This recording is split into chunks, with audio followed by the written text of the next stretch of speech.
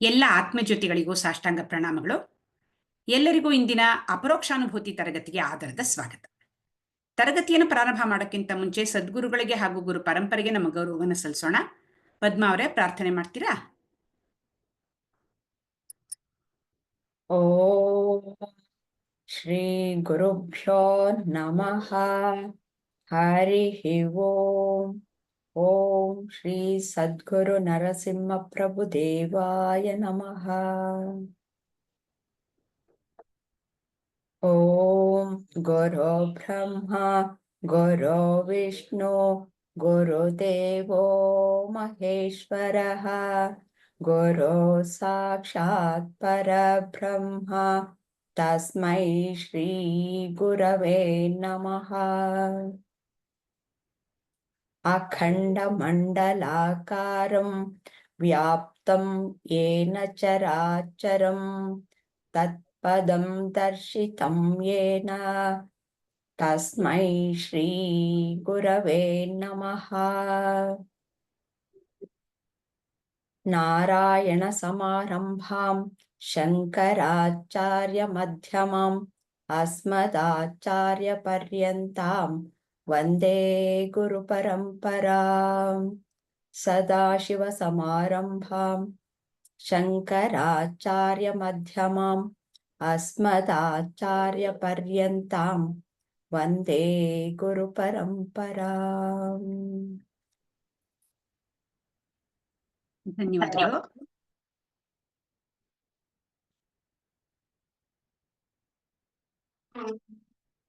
ಅಪರೋಕ್ಷಾನುಭೂತಿ ಅದರಲ್ಲಿ 5 ವಿಡಿಯೋಗಳನ್ನ ನಾವು ಮನನ ಮಾಡಿದ್ದೀವಿ. ಈಗ 6ನೇ ವಿಡಿಯೋಗೆ ಬರ್ತಾ ಇದ್ದೀವಿ.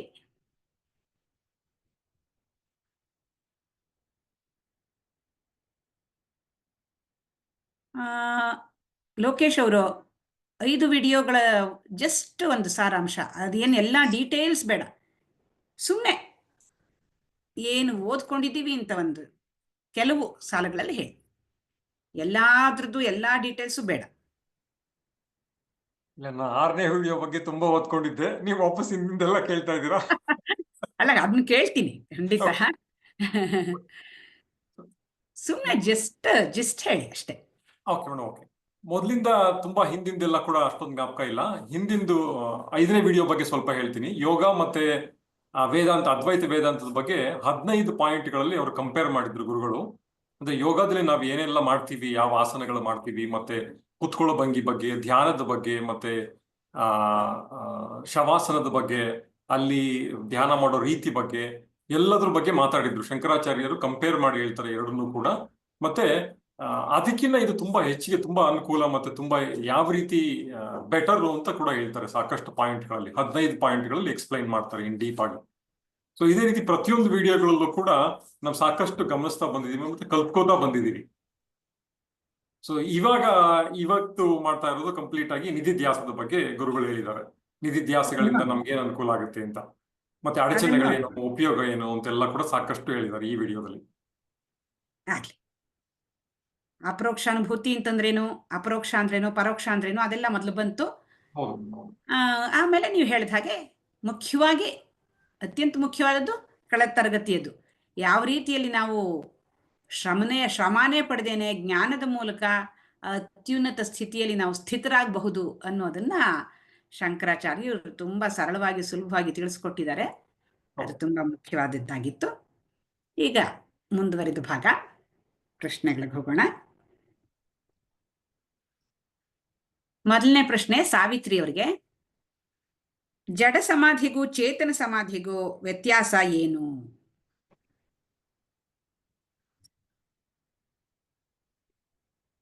ಜಡ ಸಮಾಧಿ ಅಂದ್ರೆ ಅಲ್ಲಿ ಒಂದು ಮರಳ ಹತ್ರ ಒಬ್ರು ಯೋಗಿಗಳನ್ನ ಕೂತ್ಕೊಂಡಿರೋದು, ಅದು ಎಕ್ಸಾಂಪಲ್ ಹೇಳಿದ್ದಾರೆ.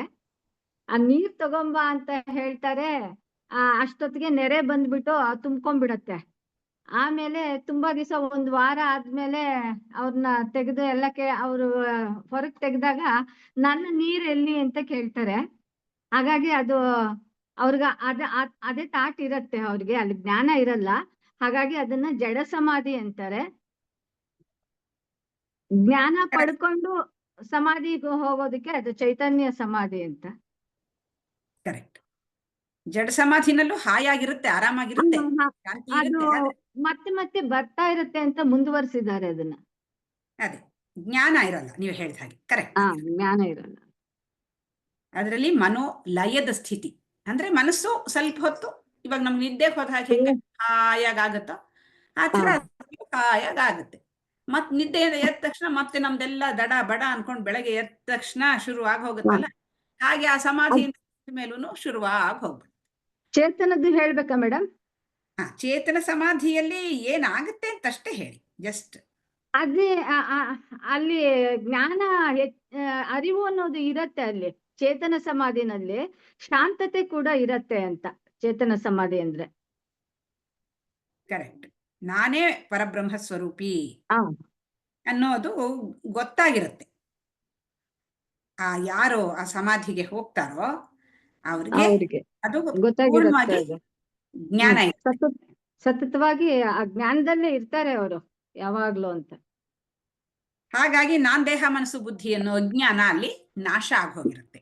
ಅದು ಮುಖ್ಯವಾಗಿ ಅಲ್ಲಿ ಅಜ್ಞಾನ ಇರುತ್ತೆ, ಇಲ್ಲಿ ಅಜ್ಞಾನ ಹೊರಟು. ಅದೇ ಅವ್ರಿಗೆ ಈ ಜಾಗೃತ ಮತ್ತು ಸೂಕ್ತ ಮನಸ್ಸು ಅದು ಒಂದಾಗಿರುತ್ತೆ ಯಾವಾಗ್ಲೂ ಅಂತ. ಅದು ಒಂದಾದಾಗ ಆ ಸ್ಥಿತಿನಲ್ಲಿರ್ತಾರೆ, ಶಾಂತ ಸ್ಥಿತಿನಲ್ಲಿರ್ತಾರೆ ಅನ್ನೋದು. ಮುಂದಿನ ಪ್ರಶ್ನೆ ಲೋಕೇಶ್ ಅವ್ರಿಗೆ, ಸಹಜ ಸಮಾಧಿ ಅಂದ್ರೆ ಏನು? ಸಮಾಧಿಯಲ್ಲಿ ಯೋಗ ಸಮಾಧಿ ಮತ್ತೆ ಈ ಮಾಮೂಲಾಗಿ ನಿರ್ವಿಕಲ್ಪ ಸಮಾಧಿ, ನಿರ್ಗುಣ ಸಮಾಧಿ, ಸೊ ಬೇಕಾದಷ್ಟು ತರಗಳಿದಾವೆ. ಸೊ ಅದರಲ್ಲಿ ಸಹಜ ಸಮಾಧಿನಲ್ಲಿ ಯಾವಾಗ್ಲೂ ಕೂಡ ಅವರು ಮರೆಯೋದಿಲ್ಲ. ಮತ್ತೆ ಜಾಗೃತ ಮನಸ್ಸು, ಸುಪ್ತ ಮನಸ್ಸು ಅಂತ ನಮ್ಗೇನಿರುತ್ತೆ, ಎರಡು ಡಿಫ್ರೆಂಟ್ ಮನಸ್ಸುಗಳೇನಿರುತ್ತೆ, ಅದರಲ್ಲಿ ಎರಡರಲ್ಲೂ ಕೂಡ ಗೊತ್ತಾಗಿರುತ್ತೆ, ತುಂಬಾ ಕ್ಲಿಯರ್ ಆಗಿ ಗೊತ್ತಾಗಿರುತ್ತೆ ಅವರಿಗೆ.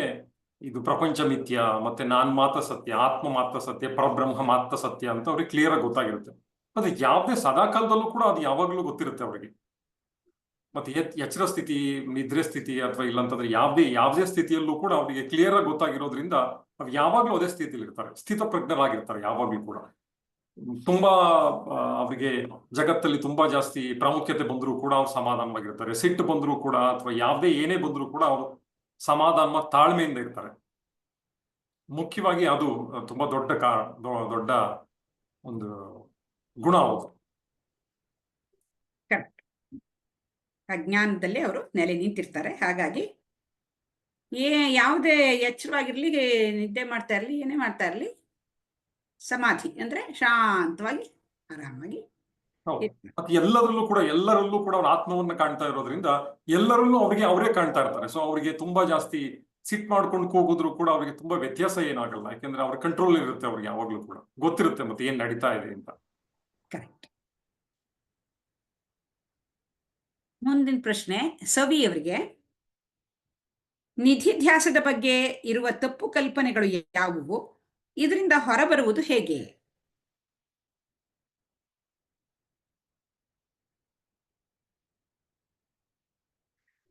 ಮ್ಯಾಮ್ ಕೇಳ್ಸತ್ತಾ?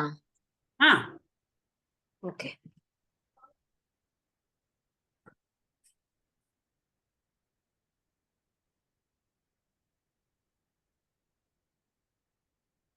ನಿಧಿಧ್ಯಾಸದಲ್ಲಿರೋ ತಪ್ಪು ಕಲ್ಪನೆ ಅಲ್ವಾ ಮ್ಯಾಮ್? ಹೌದು.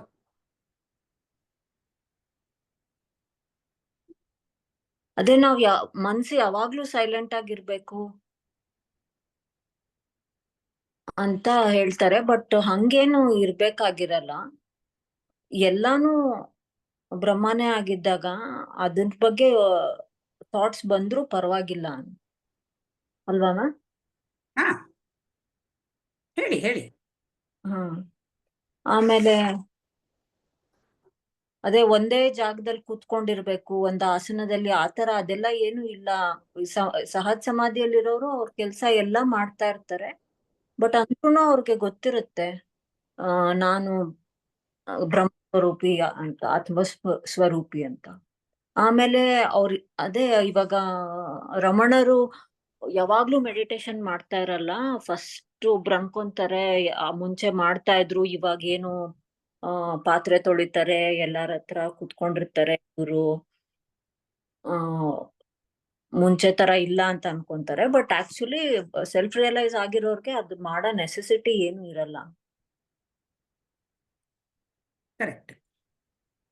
ಇವಾಗ ನಾವು ಆಕ್ಚುಲಿ ಲಾಸ್ಟ್ ಟೈಮು ಈ ರಮಣರು ಹೇಳಿದ್ದನ್ನ ಈ ಕ್ಲಾಸಲ್ಲಿ ಮುಂದುವರ್ಸೋಣ ಅಂತ ಅನ್ಕೊಂಡಿದ್ವಿ. ಅದನ್ನ ಮರ್ತ್ಬಿಟ್ಟೆ ನಾನು. ಇವಾಗ ಇವ್ರು ರಮಣರು ಅಂತ ಅಂದ ತಕ್ಷಣ ಅದು ಜ್ಞಾಪಕ ಬಂತು.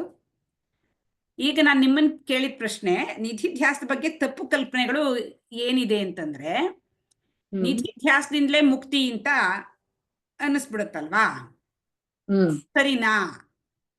ನಿಧಿಧ್ಯಾಸದಿಂದ ಮುಕ್ತಿ ಸಿಗುತ್ತಾ ಅಂತ ಆ ರೀತಿ ಕೆಲವು ಉತ್ತರಗಳಿದೆ ಇದರಲ್ಲಿ. ಇರ್ಲಿ, ಇನ್ಯಾರನ್ನಾದ್ರು ಮತ್ತೆ ಕೇಳ್ತೀನಿ. ನಿಧಿಧ್ಯಾಸದಿಂದ ಬರೋದಿಲ್ಲ ಇದು ಸೆಲ್ಫ್ ರಿಯಲೈಸೇಷನ್. ಅದ್ರಿಂದ ಮನ್ಸು ಸೈಲೆಂಟ್ ಆಗುತ್ತೆ, ವಾಸನೆಗಳು ಕಮ್ಮಿ ಆಗುತ್ತೆ. ಬಟ್ ಜ್ಞಾನದಿಂದ ಮಾತ್ರ, ಜ್ಞಾನ ಸಮಾಧಿಯಲ್ಲಿ ಮಾತ್ರ ನಮ್ಗೆ ಸೆಲ್ಫ್ ರಿಯಲೈಸೇಷನ್ ಆಗೋದು. ಶ್ರವಣದಿಂದ ನಮ್ಗೆ ಜ್ಞಾನ ಬರುತ್ತೆ. ಗುರುಗಳು ಹೇಳಿದ್ದು ಶ್ರವಣದಿಂದ ಜ್ಞಾನ ಬರುತ್ತೆ. ಮನನದಿಂದ ನಮ್ಗೆ ಅದ್ರ ಸಂಶಯಗಳೆಲ್ಲ ಪರಿಹಾರ ಆಗುತ್ತೆ. ಆಮೇಲೆ ಆ ಜ್ಞಾನವನ್ನ ಇಟ್ಟುಕೊಂಡು ನಾವು ನಿಧಿಧ್ಯಾಸ ಮಾಡ್ಬೇಕು. ಯಾಕೆ ಅಂದ್ರೆ ಈಗಾಗಲೇ ನಾವು ಚರ್ಚೆ ಮಾಡಿದೀವಿ. ಜಾಗೃತ ಮನಸ್ಸು 5% ಇರುತ್ತೆ, ಸುಪ್ತ ಮನಸ್ಸು ಮತ್ತು ಪ್ರಜ್ಞೆಗೆ ನಿಲುಕದ ಮನಸ್ಸು 95% ಇರುತ್ತೆ. ನಮಗೆ ಜಾಗೃತ ಮನಸ್ಸಿನಲ್ಲಿ ನೀನ್ ಬ್ರಹ್ಮ ಸ್ವರೂಪಿ ಅಂತ ಅವ್ರು ಚೆನ್ನಾಗಿ ವಿವರಿಸಿದಾಗ ನಮಗೆ ಚೆನ್ನಾಗಿ ಅರ್ಥ ಆಗುತ್ತೆ, ಹೌದು ಅಂತ ಒಪ್ಕೊಳ್ತೀವಿ. ಆದ್ರೆ ಒಳಗಡೆ ಸುಪ್ತ ಮತ್ತು ಪ್ರಜ್ಞೆಗೆ ನಿಲುಕದ ಮನಸ್ಸಿನಲ್ಲಿ ಅದು ಇರಲ್ಲ. ನಮಗೆ ಮುಂಚೆ ಏನಿತ್ತೋ ಅದೇ ಅದರಲ್ಲಿ ಇರುತ್ತೆ. ನಾನ್ ಸವಿ, ನಾನ್ ಲೋಕೇಶು, ನಾನ್ ಕಾತ್ಯಾಯಿನಿ ಅಂತಾನೆ ಇರುತ್ತೆ. ನಾನ್ ಬ್ರಹ್ಮಸ್ವರೂಪಿ ಅಂತ ಅಲ್ಲಿರಲ್ಲ. ಯಾಕೆಂದ್ರೆ ಯಾರು ಅದನ್ನ ಅಷ್ಟು ದಿವಸ ಹೇಳ್ಕೊಟ್ಟಿಲ್ಲ ನಮ್ಗೆ. ಇದು ಹೊಸದಾಗಿ ಬಂದಿದೆ. ಇದು ಹಳೇದು ಕಲ್ತ್ಕೊಂಡಿರೋದೆಲ್ಲ ಅಲ್ಲಿ ಗಟ್ಟಿಯಾಗಿ ಅಂಟಿಸ್ಕೊಂಡು ಕೂತ್ಕೊಂಡ್ಬಿಟ್ಟಿದೀವಿ ನಾವು. ಹಾಗಾಗಿ ಅದನ್ನೆಲ್ಲ ತೆಗಿಬೇಕಾಗಿರೋದ್ರಿಂದ ನಿಧಿಧ್ಯಾಸವನ್ನ ಮಾಡಬೇಕು. ಇದೇನು ಜ್ಞಾನ ಬಂದಿದೆ, ಈ ಜ್ಞಾನವನ್ನ ಅಲ್ಲಿ ಸ್ಥಿರಗೊಳಿಸ್ಬೇಕು. ಆ ಕಾರಣಕ್ಕೋಸ್ಕರ ನಿಧಿಧ್ಯಾಸವೇ ಹೊರತು ನಿಧಿಧ್ಯಾಸದಿಂದ ಮುಕ್ತಿ ಅಲ್ಲ, ಶ್ರವಣದಿಂದಲೇ ಮುಕ್ತಿ. ಆ ಶ್ರವಣದಿಂದ ಬಂದಿರೋ ಜ್ಞಾನವನ್ನ ನಾವು ಎಲ್ಲ ಮನಸ್ಸಿನ ಎಲ್ಲ ಸ್ತರಗಳಲ್ಲೂ ಕೂಡ ತಂದಾಗ ಇನ್ಯಾವುದೇ ಸಂಶಯಗಳಿಲ್ಲದೆ ಅದು ಸ್ಥಿರವಾಗಿ ನಿಂತ್ಕೊಳ್ಳುತ್ತೆ ಆ ಜ್ಞಾನ. ಓಕೆ. ಆಶಾಲಕ್ಷ್ಮಿ, ಇದನ್ನೇ ಹೇಳಿ, ನಿಧಿಧ್ಯಾಸದ ಬಗ್ಗೆ ಇರುವ ತಪ್ಪು ಕಲ್ಪನೆಗಳು ಯಾವುವು, ಇದರಿಂದ ಹೊರಬರುವುದು ಹೇಗೆ? ನಿಧಿಧ್ಯಾಸನದಿಂದನೇ ಜ್ಞಾನ ಬರುತ್ತೆ ಅಂತ ತಪ್ಪಾಗಿ ತಿಳ್ಕೊಂಡಿದ್ದಾರೆ. ಆದ್ರೆ ಶ್ರವಣ ಮತ್ತ ಮನನದಿಂದನೇ ಜ್ಞಾನ ಬರೋದು. ನಿಧಿಧ್ಯಾಸನ ಏನಕ್ಕೆ ಮಾಡ್ಬೇಕು ಅಂತಂದ್ರೆ, ಶ್ರವಣ ಮತ್ತೆ ಮನನದಿಂದ ನಮ್ಗೆ ಏನು ಒಂದು ಕ್ಲಾರಿಟಿ ಬಂದಿರುತ್ತೋ ಅದು ನಮ್ಮ ಒಂದು ಸಬ್ ಕಾನ್ಶಿಯಸ್ ಮೈಂಡ್ಗೆ ಇಳಿಯೋದಕ್ಕೋಸ್ಕರ. ನಾವು ಎಚ್ಚರ ಸ್ಥಿತಿಯಲ್ಲಿ ನಾವು ಶ್ರವಣ ಮಾಡಿರ್ತೀವಿ, ಮನನ ಮಾಡಿರ್ತೀವಿ. ಆದ್ರೆ ಅದು ಸಬ್ ಕಾನ್ಶಿಯಸ್ ಮೈಂಡ್ ಅಲ್ಲಿ ಇನ್ನೂ ಆ ವಾಸನೆಗಳು ಹಾಗೆ ಇರುತ್ತೆ. ಅದು ಅತ್ಯಂತ ಡೀಪ್ ರೂಟೆಡ್ ವಾಸನೆಗಳು ಅಂತ ಹೇಳ್ತಾರೆ. ಅದನ್ನ ಹೋಗ್ಲಾಡ್ಸೋದಕ್ಕೋಸ್ಕರ ಪುನಃ ಪುನಃ ನಿಧಿಧ್ಯಾಸನ ಮಾಡ್ತಾ ಇರ್ಬೇಕು. ಹೆಚ್ಚು ಹೆಚ್ಚು ಮಾಡಿದಷ್ಟು ಆ ವಾಸನೆಗಳೆಲ್ಲ ಹೊರಟೋಗಿ ಅಲ್ಲೂ ನಾನು ಆತ್ಮ ಸ್ವರೂಪ, ನಾನು ಈ ಶರೀರ ಮನ ಅಲ್ಲ ಅಂತ ಒಂದು ದೃಢವಾಗುತ್ತೆ. ದೃಢವಾದ್ಮೇಲೆ ನಿಧಿಧ್ಯಾಸನೂ ಬೇಕಾಗಿರಲ್ಲ. ಆದ್ರಿಂದ ನಿಧಿಧ್ಯಾಸನ ಏನಿದ್ರು ನಮ್ಮಲ್ಲಿ ಇರ್ತಕ್ಕಂಥ ಆ ವಾಸನೆಗಳನ್ನೆಲ್ಲ ತೆಗೆದು ಹಾಕೋದಕ್ಕೆ, ಯಾವಾಗ ಎಚ್ಚರ ಅವಸ್ಥೆ ಮತ್ತೆ ಸುಷುಪ್ತಿ ಸ್ವಪ್ನಾವಸ್ಥೆ ಮೂರರಲ್ಲೂ ನಮಗೆ ನಾನು ಯಾರು, ನಿಜವಾಗ್ಲೂ ನಾನು ಯಾರು ಅಂತ ಅರಿವಾಗತ್ತೆ. ಅದು ಸಹಜವಾಗುತ್ತೆ. ಆಮೇಲೆ ಅದು ಸಹಜ ಸಮಾಧಿ ಅಂತ ಹೇಳ್ತಾರೆ. ಅದಕ್ಕೋಸ್ಕರ ನಿಧಿಧ್ಯಾಸನ ಮಾಡ್ಬೇಕಾಗತ್ತೆ. ಇದರಿಂದಾನೇ ಜ್ಞಾನ ಬರುತ್ತೆ ಅನ್ನೋದು ತಪ್ಪು ಕಲ್ಪನೆ ಅಂತ ಹೇಳಿದ್ದಾರೆ. ಕರೆಕ್ಟ್. ಅಂದ್ರೆ ಜೀವನ ಪರ್ಯಂತ ಮಾಡ್ಬೇಕು ಅಂತ ಅನ್ನೋದು ಕೂಡ ಒಂದು ತಪ್ಪು ಗ್ರಹಿಕೆ. ನೀವು ಹೇಳಿದಂಗೆ ಸಹಜ ಸಮಾಧಿ ಬಂದ್ಬಿಟ್ಮೇಲೆ ಅದನ್ನ ಮಾಡೋ ಅಗತ್ಯ. ಯಾವಾಗ ನಿಧಿಧ್ಯಾಸನೂ ಬೇಕಾಗಿರೋದಿಲ್ಲ. ಶ್ರವಣ ಮನನೂ ಅಷ್ಟೇ, ಅದು ಜೀವನ ಪೂರ್ತಿ ಮಾಡ್ಬೇಕಾ ಅಂದ್ರೆ ಇಲ್ಲ. ಸಹಜ ಸಮಾಧಿ ಸ್ಥಿತಿಗೆ ಬಂದ್ಮೇಲೆ ಅವುಗಳನ್ನ ಕೂಡ ಮಾಡೋ ಅಗತ್ಯ ಇಲ್ಲ ಅಂತ ಇಲ್ಲಿ ಸ್ಪಷ್ಟವಾಗಿ ಹೇಳ್ತಾ ಇದ್ದಾರೆ.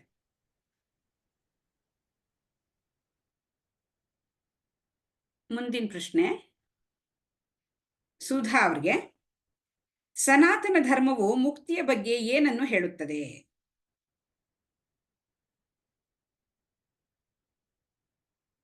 ಅಂದ್ರೆ ತ್ಯಾಗದ ವಿವಿಧ ರೀತಿಗಳನ್ನ ಹೇಳುತ್ತಲ್ಲ, ಏನೇನದು, ಯಾವ ತರಹ?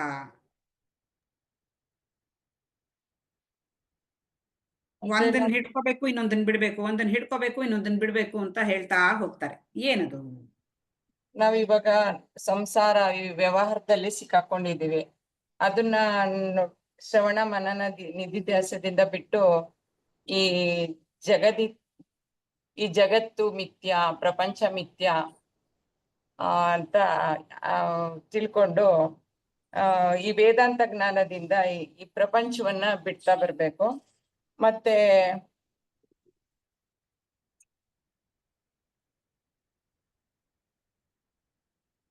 ಈ ಈಶ್ವರನೇ ಈ ಪ್ರಪಂಚ ರೂಪದಲ್ಲಿ ಕಾಣ್ತಾ ಇದ್ದಾನೆ ಅಂತ ಈಶ್ವರನ ಇಟ್ಕೊಬೇಕು ಅಂತ ಹೇಳಿದ್ದಾರೆ. ಮತ್ತೆ ಈ ಪ್ರಪಂಚದಿಂದ ಈಶ್ವರನ್ನ ಇಟ್ಕೊಂಡಾಗ ನಾವು ಭಗವಂತನ ಕಡೆಗೆ ತಿರುಗ್ಬೋದು. ಮತ್ತೆ ಆದ್ರಿಂದನೂ ಇದು ಅಶಾಶ್ವತ, ಈ ಪ್ರಪಂಚ ಅಶಾಶ್ವತ, ಈಶ್ವರ ಅನ್ನೋದು ಸತ್ಯ ಅಂತ ಇಟ್ಕೊಳ್ಬೇಕು ಅಂತ. ಈಶ್ವರನ ಇಟ್ಕೊಂಡು ಆ ಈಶ್ವರನ ಭಗವಂತನ ಭಕ್ತ ಆಗ್ಬೇಕು, ಮತ್ತೆ ಮುಕ್ತನ ಆಗ್ಬೇಕು ಅಂತ. ಮತ್ತೆ ಭಗವಂತನಿಗೆ ನಿಷ್ಕಾಮ ಕರ್ಮದಿಂದ ನಾವು ಸೇವೆ ಮಾಡ್ತಾ ಬರ್ಬೇಕು. ಅಂದ್ರೆ ಭಕ್ತಿ ಯೋಗ, ಈ ಪೂಜೆಯಿಂದ ಭಗವಂತನ ನಾವು ಪ್ರೀತಿ ಮಾಡಕ್ಕೆ ಪ್ರಯತ್ನ ಪಡ್ಬೇಕು.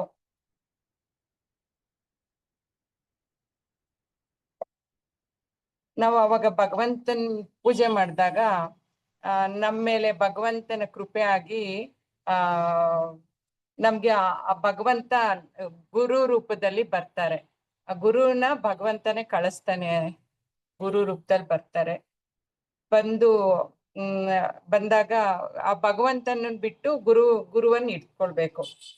ಈ ಗುರುಗಳು ಹೇಳ್ಕೊಟ್ಟಂತ ಶ್ರವಣ ಮನನ ನಿಧಿಧ್ಯಾಸ ಮತ್ತೆ ಸೇವಾ ಭಾವನ, ಆತ್ಮನೋ ಮೋಕ್ಷಾರ್ಥಂ ಜಗದೀತಾಯ ಚ ಅಂತ ತಿಳ್ಕೊಂಡು ಗುರುವಿನ ಸೇವೆ ಮಾಡ್ಕೊಂಡು ಇವಾಗ ಗುರುಗಳು ಹೇಳಿದ್ದಾರೆ, ಭಗವದ್ಗೀತೆಯಲ್ಲಿ ಕೃಷ್ಣ ಹೇಳಿದ್ದಾರೆ, ತದ್ವಿದ್ಧಿ ಪ್ರಣಿಪಾತೇನ ಪರಿಪ್ರಶ್ನೇನ ಸೇವಯ ಉಪದೇಶಂತಿ ಜ್ಞಾನಂ ಜ್ಞಾನಿನ ತತ್ವದರ್ಶನ ಅಂತ.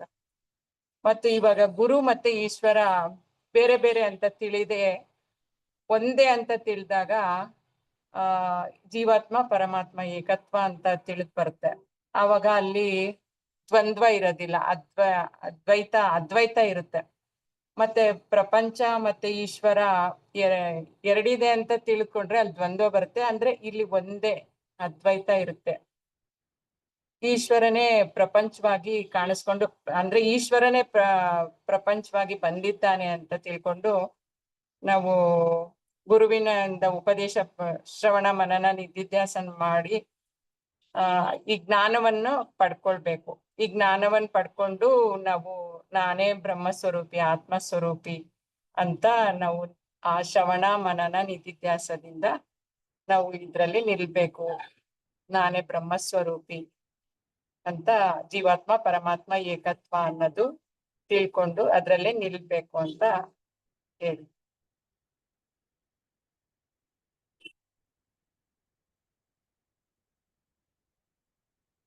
ಈಶ್ವರೋ ಗುರು ಆತ್ಮೇತಿ, ನನ್ನ ಆತ್ಮವೇ ಈಶ್ವರ, ನನ್ನ ಆತ್ಮವೇ ಗುರು ಅಂತ ನಾವು ಹಿಡ್ಕೊಂಡು ಅದ್ರಲ್ಲಿ ನಿಲ್ಬೇಕು ಅಂತ. ಕರೆಕ್ಟ್. ಒಂದೇ ಸತ್ತಿಗೆ ನಮ್ಗೆ ನೇರ ಹೋಗಕ್ಕಾಗಲ್ಲ. ನೀನೇ ಈಶ್ವರ, ನೀನೇ ಪರಬ್ರಹ್ಮ ಅಂತ ಹೇಳಿದ್ರೆ ಆಗಲ್ಲ. ಅದಕ್ಕೋಸ್ಕರ ಈ ಎಲ್ಲ ಹಂತಗಳನ್ನ ಕೊಟ್ಟಿದ್ದಾರೆ. ಒಂದೊಂದೇ ಹಂತನ ಮಾಡ್ಕೊಂಡು ಬಂದಾಗ ಕೊನೆಗೆ ನಮ್ಗೆ ಸ್ಪಷ್ಟವಾಗಿ ಗೊತ್ತಾಗುತ್ತೆ. ಪದ್ಮ ಅವರು, ಈಗ ರಮಣ ಮಹರ್ಷಿಗಳು ಕಳೆದ ತರಗತಿದು ಏನು ಹೇಳಿದ್ರು? ಅವರು 8 ಅಂಗಗಳನ್ನ ವಿವರವಾಗಿ ತಿಳಿಸ್ಕೊಟ್ಟಿದ್ದಾರೆ. ಅವರು ಯಮ ಅನ್ನೋದನ್ನ ಹೇಗೆ ತಗೊಳ್ತಾರೆ ಅಂದ್ರೆ, ಪತಂಜಲಿಗಳು ಯಮ ಅನ್ನೋದು ಏನ್ ಮಾಡಬಾರ್ದು ಅನ್ನೋದನ್ನ ಎಲ್ಲ ತಿಳಿಸ್ಕೊಟ್ಟಿದ್ದಾರೆ. ರಮಣರು ಹೇಳ್ತಾರೆ, ಏನು ಜಗತ್ತಿನಲ್ಲಿ ನಾವು ನೋಡ್ತೀವೋ ಅದರಿಂದ ನಮ್ಗೆ ಸುಖ ಸಿಗಲ್ಲ, ಅದು ನಿಜವಾದ ಆನಂದವನ್ನ, ಶಾಶ್ವತವಾದ ಆನಂದವನ್ನ ಕೊಡಲ್ಲ. ಅದಕ್ಕೋಸ್ಕರ ಅದ್ರ ಮೇಲೆ ಬೇಡ ಗಮನ ನಿಮ್ಗೆ, ನೀವೇನಿದು ಪರಬ್ರಹ್ಮನ ಮೇಲೆ ಗಮನವನ್ನ ಇಡ್ಬೇಕು ಅಂತ ಹೇಳ್ತಾರೆ. ಆಮೇಲೆ ನಿಯಮ ಅನ್ನೋದು ಅಲ್ಲಿ ಏನ್ ಮಾಡ್ಬೇಕು ಅನ್ನೋದನ್ನ ಪತಂಜಲಿಗಳು ಹೇಳ್ತಾರೆ. ಅಂದ್ರೆ ಶೌಚ, ಅದೆಲ್ಲ ವಿವರಣೆ ಕೊಡೋದ. ಶೌಚ, ಮತ್ತೆ ಸಂತೋಷವಾಗಿರ್ಬೇಕು, ತಪಸ್ಸು, ಸ್ವಾಧ್ಯಾಯ, ಮತ್ತೆ ಈಶ್ವರ ಪ್ರಣಿಧಾನ, ಈ 5ನ್ನ ಅವರು ಹೇಳಿರ್ತಾರೆ.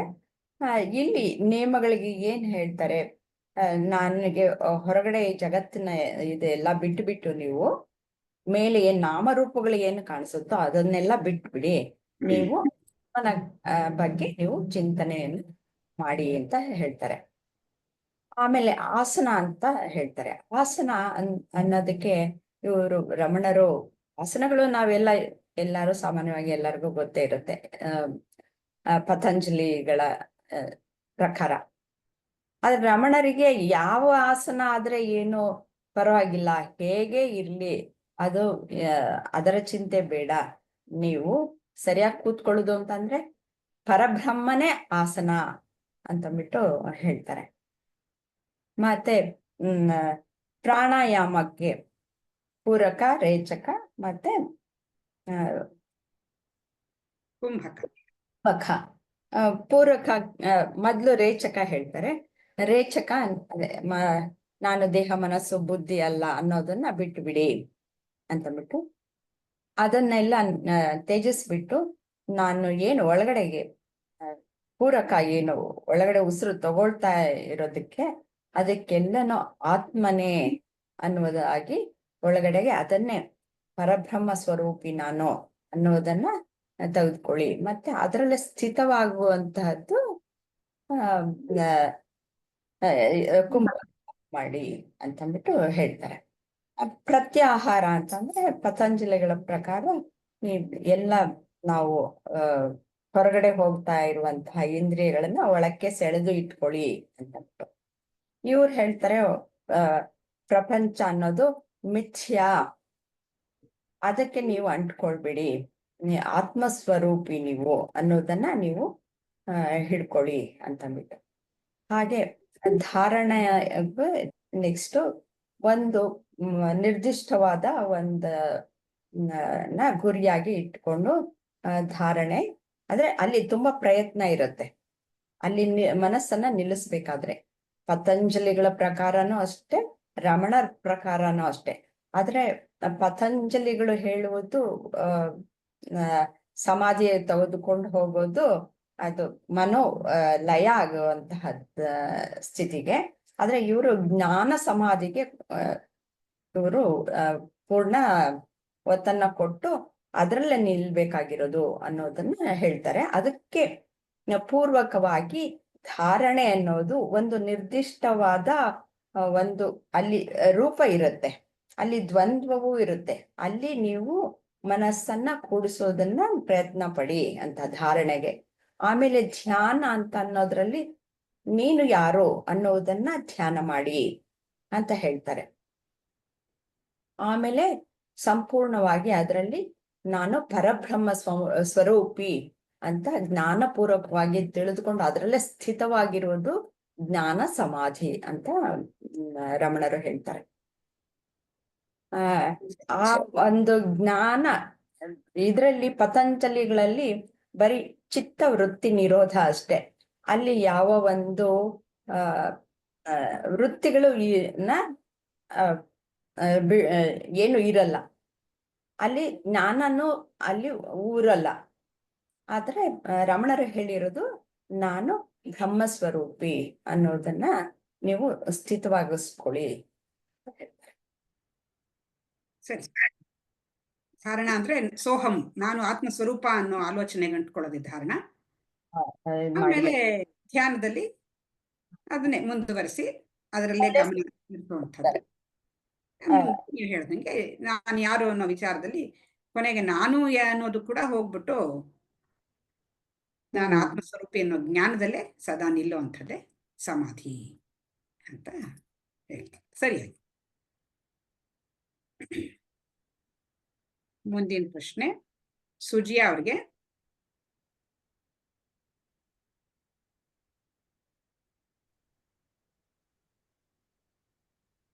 ಇದನ್ನೇ ಹೇಳಿ ಸುಜಿಯಾ, ಮುಕ್ತಿ ಬಗ್ಗೆ ಹೇಗೆ ಹಂತ ಹಂತವಾಗಿ ನಾವು ಮಾಡ್ಕೋಬೇಕು, ಯಾವ್ದನ್ನ ಹಿಡ್ಕೋಬೇಕು ಯಾವ್ದನ್ನ ಬಿಡ್ಬೇಕು ಅಂತ ಹೇಳಿದ್ದಾರೆ ಇಲ್ಲಿ ಅಂತ. ಫಸ್ಟ್ ನಾವು ಪೂಜೆಗಳೆಲ್ಲ ಮಾಡ್ತಿರ್ತೀವಿ, ದೇವ್ರನ್ನೆಲ್ಲ ಪೂಜೆ ಮಾಡ್ತಿರ್ತೀವಿ. ಅವಾಗ ದೇವ್ರು ನಮ್ಗೆ ಅನುಗ್ರಹಿಸಿ ಗುರುಗಳನ್ನ ಅವ್ರ ರೂಪದಲ್ಲಿ ಗುರುಗಳನ್ನ ಕೊಡ್ತಾರೆ.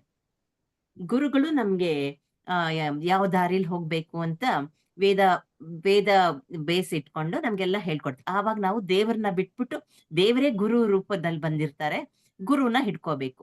ಆಮೇಲೆ ಗುರು ತತ್ವಗಳನ್ನೆಲ್ಲ ಹೇಳ್ತಾರಲ್ಲ, ಆವಾಗ ಗುರುನ್ ಬಿಟ್ಟು ತತ್ವಗಳನ್ನ ಇಟ್ಕೋಬೇಕು.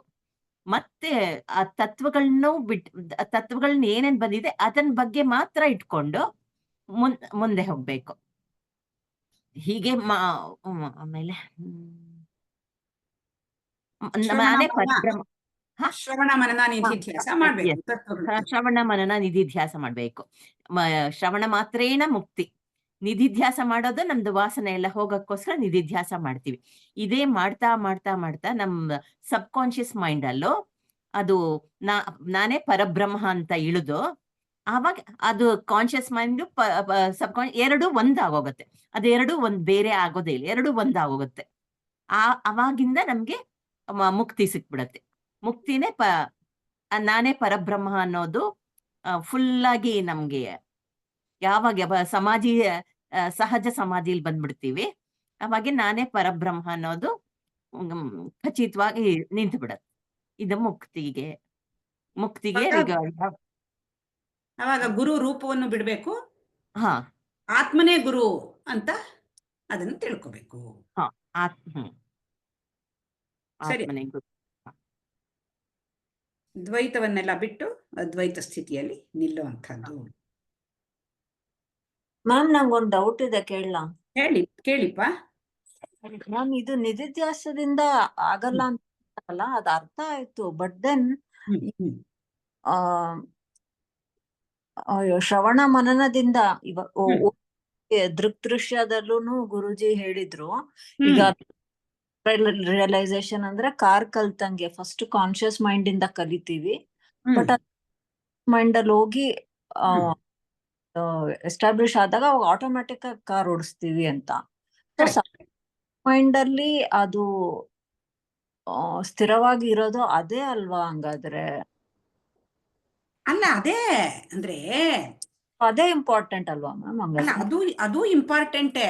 ಅಂದ್ರೆ ಫಸ್ಟ್ ನಿಮ್ಗೆ ಜ್ಞಾನ ಬರೋದು ಇಂಪಾರ್ಟೆಂಟ್ ಅಲ್ವಾ? ಇವಾಗ ನೀವು ಈಗ ಪತಂಜಲಿಗಳಿದೆ ಫಾರ್ ಎಕ್ಸಾಂಪಲ್ ತಗೊಂಡ್ರೆ, ಸಮಾಧಿ ನೀವು ಎಷ್ಟು ವರ್ಷಗಟ್ಲೆ ಮಾಡ್ಕೊಂಡು ಬಂದ್ರು ನಿಮ್ಗೆ ಮನಸ್ಸು ಶಾಂತ ಆಗತ್ತೆ. ಬಟ್ ಮತ್ತೆ ಬಂದ್ಮೇಲೆ ಆಯ್ತು, ಮತ್ತೆ ಎದ್ದು ಬರ್ತೀರಿ, ನೀವು ಸವಿಯಾಗೆ ಇರ್ತೀರೇ ಹೊರತು ನೀವು ಇನ್ನೇನು ಆಗಲ್ಲ. ಅಂದ್ರೆ ಇಲ್ಲಿ ನಿಧಿಧ್ಯಾಸ ಅಂತನ್ನೋದು ಜ್ಞಾನಪೂರ್ವಕವಾದ ಸಮಾಧಿ. ಅಂದ್ರೆ ನಿಮಗೆ ಫಸ್ಟ್ ಜ್ಞಾನ ಇಂಪಾರ್ಟೆಂಟ್. ನಿಧಿಧ್ಯಾಸ ಇಂಪಾರ್ಟೆಂಟೇ, ನಿಧಿಧ್ಯಾಸ ಇಂಪಾರ್ಟೆಂಟ್ ಅಲ್ಲ ಅಂತ ಹೇಳಿಲ್ಲ ಅವರು. ಆದ್ರೆ ನಿಧಿಧ್ಯಾಸ ಮಾಡಕ್ ಮೊದಲು ನೀವು ಜ್ಞಾನ ಖಚಿತಪಡಿಸ್ಕೋಬೇಕು.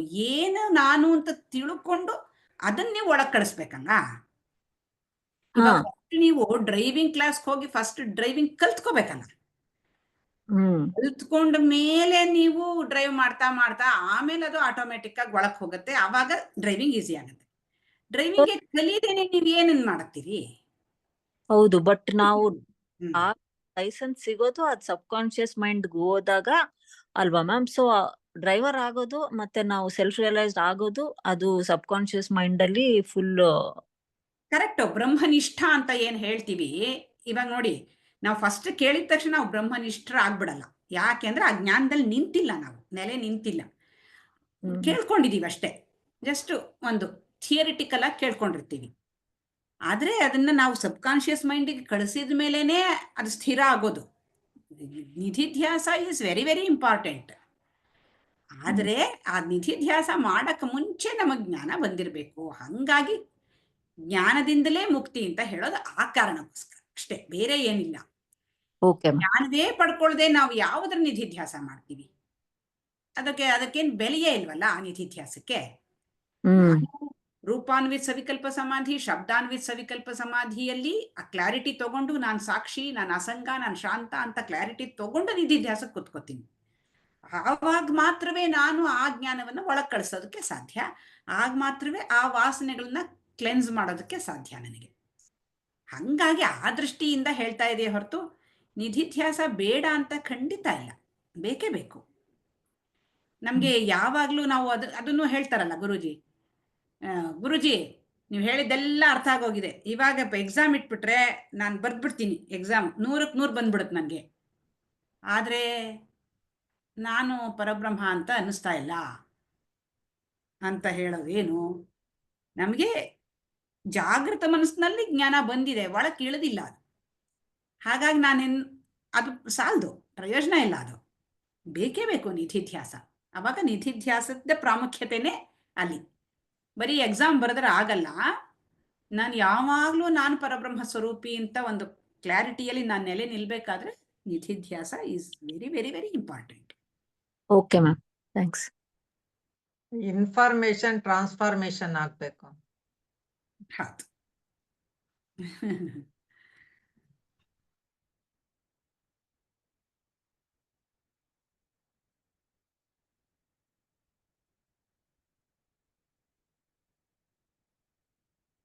ಆ ನಿಧಿಧ್ಯಾಸ ಒಂದ್ ಕಡೆ ಕೂತ್ಕೊಂಡು ಮಾಡೋ ನಿಧಿಧ್ಯಾಸ ಮೊದಲು.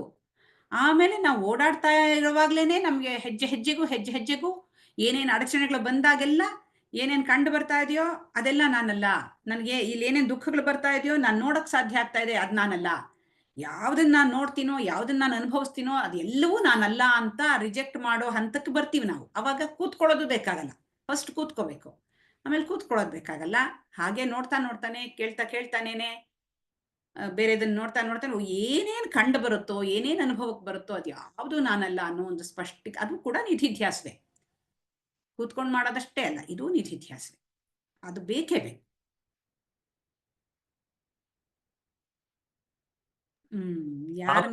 ನಾನು ಹೆಂಗ್ಸು ಅಂತ ಒಂದು ಎಕ್ಸಾಂಪಲ್ ಕೊಟ್ಟಿದ್ರಲ್ಲ ಗುರುಗಳು, ಅದೇ ರೀತಿ ಯಾವಾಗ್ಲೂ ನಾನು ಅದನ್ನ ಜ್ಞಾಪಿಸ್ಕೊಳ್ಳೋ ಅಗತ್ಯ ಇಲ್ಲ ಅಂತ ಆ ಹಂತಕ್ಕೆ ಹೋಗ್ಬೇಕು. ಆ ಹಂತಕ್ಕೆ ಹೋಗ್ಬೇಕು ಮುಂಚೆ ಇದೆಲ್ಲ ಖಂಡಿತ ಬೇಕು. ಮುಂದಿನ ಪ್ರಶ್ನೆ ಸವಿಯವ್ರನ್ನೇ ಕೇಳ್ಬಿಡ್ತೀನಿ. ಸಾಧನಾ ಪಥದಲ್ಲಿ ಸಾಧಕನಿಗೆ ಬರುವ ಅಡ್ಡಿ ಅಡಚಣೆಗಳು ಯಾವುದು? ಓಕೆ, ಹೆಸಿಟೇಷನ್ ಬರುತ್ತೆ ಮ್ಯಾಮ್. ಫಸ್ಟ್ ಇದ್ ಮಾಡ್ಬೇಕಾ, ಇದ್ ಮಾಡ್ಬಾರ್ದ, ಇವಾಗ ತಾನೇ ಇದು ಇಂಪಾರ್ಟೆಂಟ್, ಅದ್ ಇಂಪಾರ್ಟೆಂಟ್, ಇದಾದ ಆಮೇಲೆ ಅದಾದ್ಮೇಲೆ ಲೇಜಿನೆಸ್ ಬರುತ್ತೆ, ಸೋಮಾರಿತನ. ಆಮೇಲೆ ಧ್ಯಾನಕ್ಕೆ ಕೂತ್ಕೊಂಡಾಗ ನಿದ್ದೆ ಬಂದ್ಬಿಡುತ್ತೆ. ಆಮೇಲೆ ವಿಕ್ಷೇಪ ಆಗುತ್ತೆ. ಆಮೇಲೆ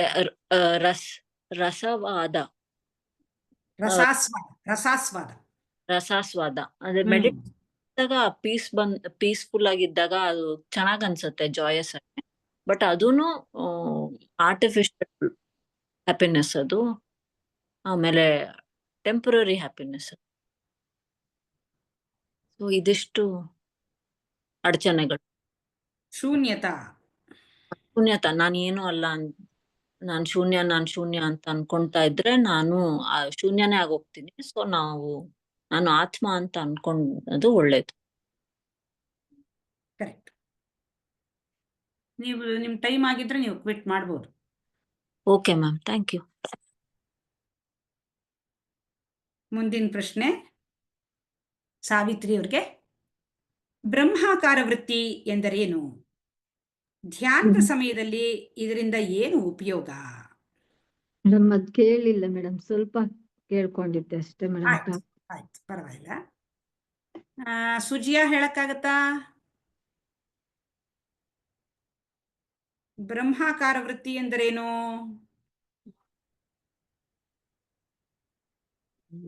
ಸುಜಿಯಾ? ಇದ್ದೀನಿ. ಹಾ. ನಾನೇ ಪರಬ್ರಹ್ಮ ಅನ್ನೋದು ಬರೋದು. ಹ್ಮ್ ಹ್ಮ್ ಏನ್ ನೋಡಿದ್ರು ಎಲ್ಲಾನು ಬ್ರಹ್ಮನೇ. ಹ್ಮ್ ಎಲ್ಲಾ ಕಡೆನೂ ಬ್ರಹ್ಮ, ಆ ತರ. ಕರೆಕ್ಟ್. ಅದ್ ಮಾಡ್ಕೊಳ್ಳೋದ್ರಿಂದ ಏನ್ ಉಪಯೋಗ ಆಗುತ್ತೆ? ಆ ಮುಕ್ತಿ ಸಿಕ್ಬಿಡತ್ತೆ ನಮ್ಗೆ. ಯಾವ್ದು ಸಂತೋಷ ಆಗ್ಲಿ ದುಃಖ ಆಗ್ಲಿ ಎಲ್ಲದನ್ನು ಸಮವಾಗಿ ತಗೋತೀವಿ. ಹ್ಮ್ ಆ ಅದೇ ಸಹಜ ಸಮಾಧಿನಲ್ಲೇ ಇದನ್ ಮಾಡಕ್ ಸಾಧ್ಯ ನಾವು. ಅದೆಲ್ಲ ಬಂದ ಮೇಲೆ ನಮ್ಗೆ ಪ್ರತಿಯೊಂದೂನು ಬ್ರಹ್ಮನೇ ಕಾಣೋದು. ನಾನು ಬ್ರಹ್ಮ, ಎದುರುಗಡೆ ಇರೋರು ಬ್ರಹ್ಮ, ಜಡ ವಸ್ತುಗಳು ಎಲ್ಲಾನು ಬ್ರಹ್ಮ. ಅವಾಗ ಇದ್ರಲ್ಲಿ ಗೊತ್ತಾಗತ್ತೆ. ಸೊ ನಮ್ಗೆ ಯಾವ್ದ್ರ ಮೇಲೂ ಆಸೆ ಬರೋದು, ಕಾಮ ಬರೋದು ಯಾವ್ದನ್ನು ಬರೋಲ್ಲ ನಮಗೆ. ಕರೆಕ್ಟ್. ಮೊದಲು ಇದನ್ನ ಪ್ರಾಕ್ಟೀಸ್ ಮಾಡಬೇಕು. ಹಾ ಬ್ರಹ್ಮಾಕಾರ ವೃತ್ತಿ, ನಾನ್ ಪರಬ್ರಹ್ಮ ಅಂತ ಭಾವಿಸ್ಕೊಂಡು ಧ್ಯಾನ ಕೂತ್ಕೋಬೇಕು. ಆ ಆಲೋಚನೆಯಿಂದ ಅದು ಮೊದಲ ಕ್ಲಾರಿಟಿ ಮಾಡ್ಕೊಂಡಿರ್ತೀವಿ. ಹೇಗೆ ನಾನು ಪರಬ್ರಹ್ಮ ಅನ್ನೋದು ಶ್ರವಣ ಮನನಗಳಿಂದ ತಿಳ್ಕೊಂಡಿರ್ತೀವಿ. ಹಾಗಾಗಿ ಅದನ್ನೇ ಆಲೋಚನೆಯನ್ನ ಇಟ್ಕೊಂಡು ಕೂತ್ಕೊಂಡಾಗ ಅದು ಸುಪ್ತ ಮನಸ್ಸಿಗೆ ಇಳಿಯುತ್ತೆ. ಹಾಗೆ ಇಳಿದಾಗ ನೀವು ಹೇಳ್ದಂಗೆ ನಾನೇ ಪರಬ್ರಹ್ಮ ಅನ್ನೋದು ಸ್ಪಷ್ಟ ಆಗುತ್ತೆ. ಹಾಗೆ ಸ್ಪಷ್ಟ ಆದಾಗ ಪೂರ್ಣವಾಗಿ ಸಹಜ ಸಮಾಧಿಯಲ್ಲಿ ಇರೋದಕ್ಕಾಗುತ್ತೆ. ಕರೆಕ್ಟಾಗಿ ಹೇಳಿದ್ರಿ. ಮುಂದಿನ ಪ್ರಶ್ನೆ ಲೋಕೇಶ್ ಅವ್ರಿಗೆ. ಮನುಷ್ಯರಿಗೂ ಪ್ರಾಣಿಗಳಿಗೂ ಇರುವ ಸಾಮಾನ್ಯ ಅಂಶಗಳು ಯಾವುವು? ತಾನು ಪ್ರಾಣಿಯಿಂದ ಬೇರೆ ಎಂದು ಗುರುತಿಸಿಕೊಳ್ಳಬೇಕಾದ್ರೆ ಮನುಷ್ಯ ಏನು ಮಾಡಬೇಕು? ನಾವು ಕೂಡ ಪ್ರಾಣಿಗಳಾಗಿ ಬದುಕ್ತಾ ಇರ್ತೀವಿ ಯಾವಾಗ ನಮ್ಗೆ ಜ್ಞಾನ ಸಿಗಲ್ಲ ಅಲ್ಲಿವರೆಗೂ. ಜ್ಞಾನ ಸಿಕ್ಕ ನಂತರ ಅವುಗಳಿಗೂ ಮತ್ತೆ ನಮ್ಗೆ ಡಿಫ್ರೆನ್ಸ್ ಗೊತ್ತಾಗತ್ತೆ. ಸೊ ಅವಕ್ಕೂ ಇರುತ್ತೆ, ಹಸಿವು ಇರುತ್ತೆ, ಕಾಮ ಇರುತ್ತೆ, ಮಿಕ್ಕಿದ 4 ಕ್ಯಾರೆಕ್ಟರ್ಗಳು ಅವಕ್ಕೂ ಇರುತ್ತೆ, ಮತ್ತೆ ನಮಗೂ ಕೂಡ ಇರುತ್ತೆ. ಒಂದೇ ಒಂದು ನಾವು ಯೋಚನೆ ಮಾಡೋದು, ವಿವೇಕವನ್ನು ಉಪಯೋಗಿಸಿ ನಾವು ಆತ್ಮ ಅಂತ ರಿಯಲೈಸ್ ಮಾಡ್ಕೊಳ್ಳೋದು, ಮತ್ತೆ ನಮ್ಮ ಅಜ್ಞಾನವನ್ನ ಕಳಿಯೋದು. ಸೊ ಅವಾಗ ನಾವು ಡಿಫ್ರೆಂಟ್ ಆಗಿ ನಿಲ್ಬಹುದು, ಪ್ರಾಣಿಗಳಿಗೆ ಡಿಫ್ರೆಂಟ್ ಆಗಿ ನಿಲ್ಬಹುದು ನಾವು. ಮತ್ತೆ ನಮ್ಗೆ ಒಂದು ಅವಕಾಶ ಕೊಟ್ಟಿದ್ದಾನೆ ದೇವರು ಕೂಡ.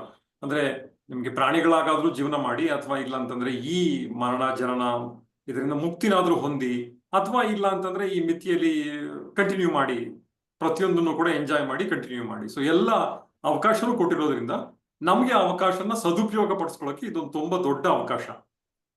ಈ ಮರಣ ಲೈಫ್ ಸೈಕಲ್ ಇಂದ ಬಿಡುಗಡೆ ಹೊಂದುವಂಥದ್ದು ಒಂದು ಅವಕಾಶ. ನಾನು ಬ್ರಹ್ಮಸ್ವರೂಪಿ, ನಾನು ಆತ್ಮ ಅಂತ ರಿಯಲೈಸ್ ಮಾಡ್ಕೊಳ್ಳೋದು, ಮತ್ತೆ ರಿಯಲೈಸ್ ಮಾಡಿಕೊಂಡು ನಾನು ಜೀವನ್ ಮುಕ್ತನಾಗೋದು ಒಂದು ತುಂಬಾ ದೊಡ್ಡ ಅವಕಾಶ. ಕರೆಕ್ಟ್. ಮುಂದಿನ ಪ್ರಶ್ನೆ ಪದ್ಮಾ ಅವ್ರಿಗೆ. ಆಧ್ಯಾತ್ಮಿಕ ಸಾಧನೆಯ ಹಂತಗಳೇನು?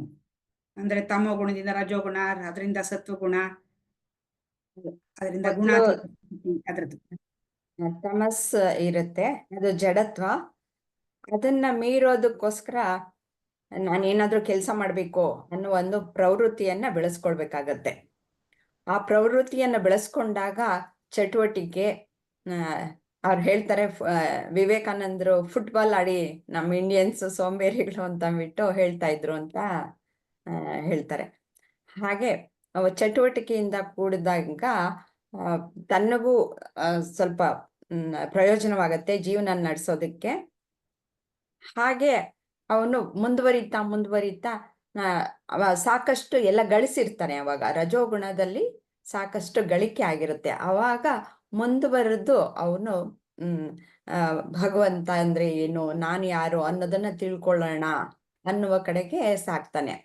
ಆವಾಗ ಸಾತ್ವಿಕ ಸತ್ವಗುಣದ ಕಡೆಗೆ ಹೋಗ್ತಾನೆ. ಸತ್ವಗುಣದ ಕಡೆಗೆ ಹೋಗ್ಬೇಕಾದ್ರೆ ಅವನು ಭಗವಂತನನ್ನ ರೂಪವನ್ನ ಹಿಡ್ಕೊಳ್ತಾನೆ. ಮೊದಲು ರೂಪವನ್ನ ಆರಾಧಿಸಿ ಭಕ್ತಿಯಿಂದ ಸೇವೆ ಅರ್ಚನೆ ಇಂಥದ್ದೆಲ್ಲ ಮಾಡ್ತಾ ಹೋದಾಗ ಮನಸ್ಸು ಶಾಂತವಾಗುತ್ತೆ. ರಜಸ್ಸು ಸ್ವಲ್ಪ ತಗ್ಗುತ್ತೆ, ಸತ್ವಗುಣ ಹೆಚ್ಚಾಗುತ್ತೆ.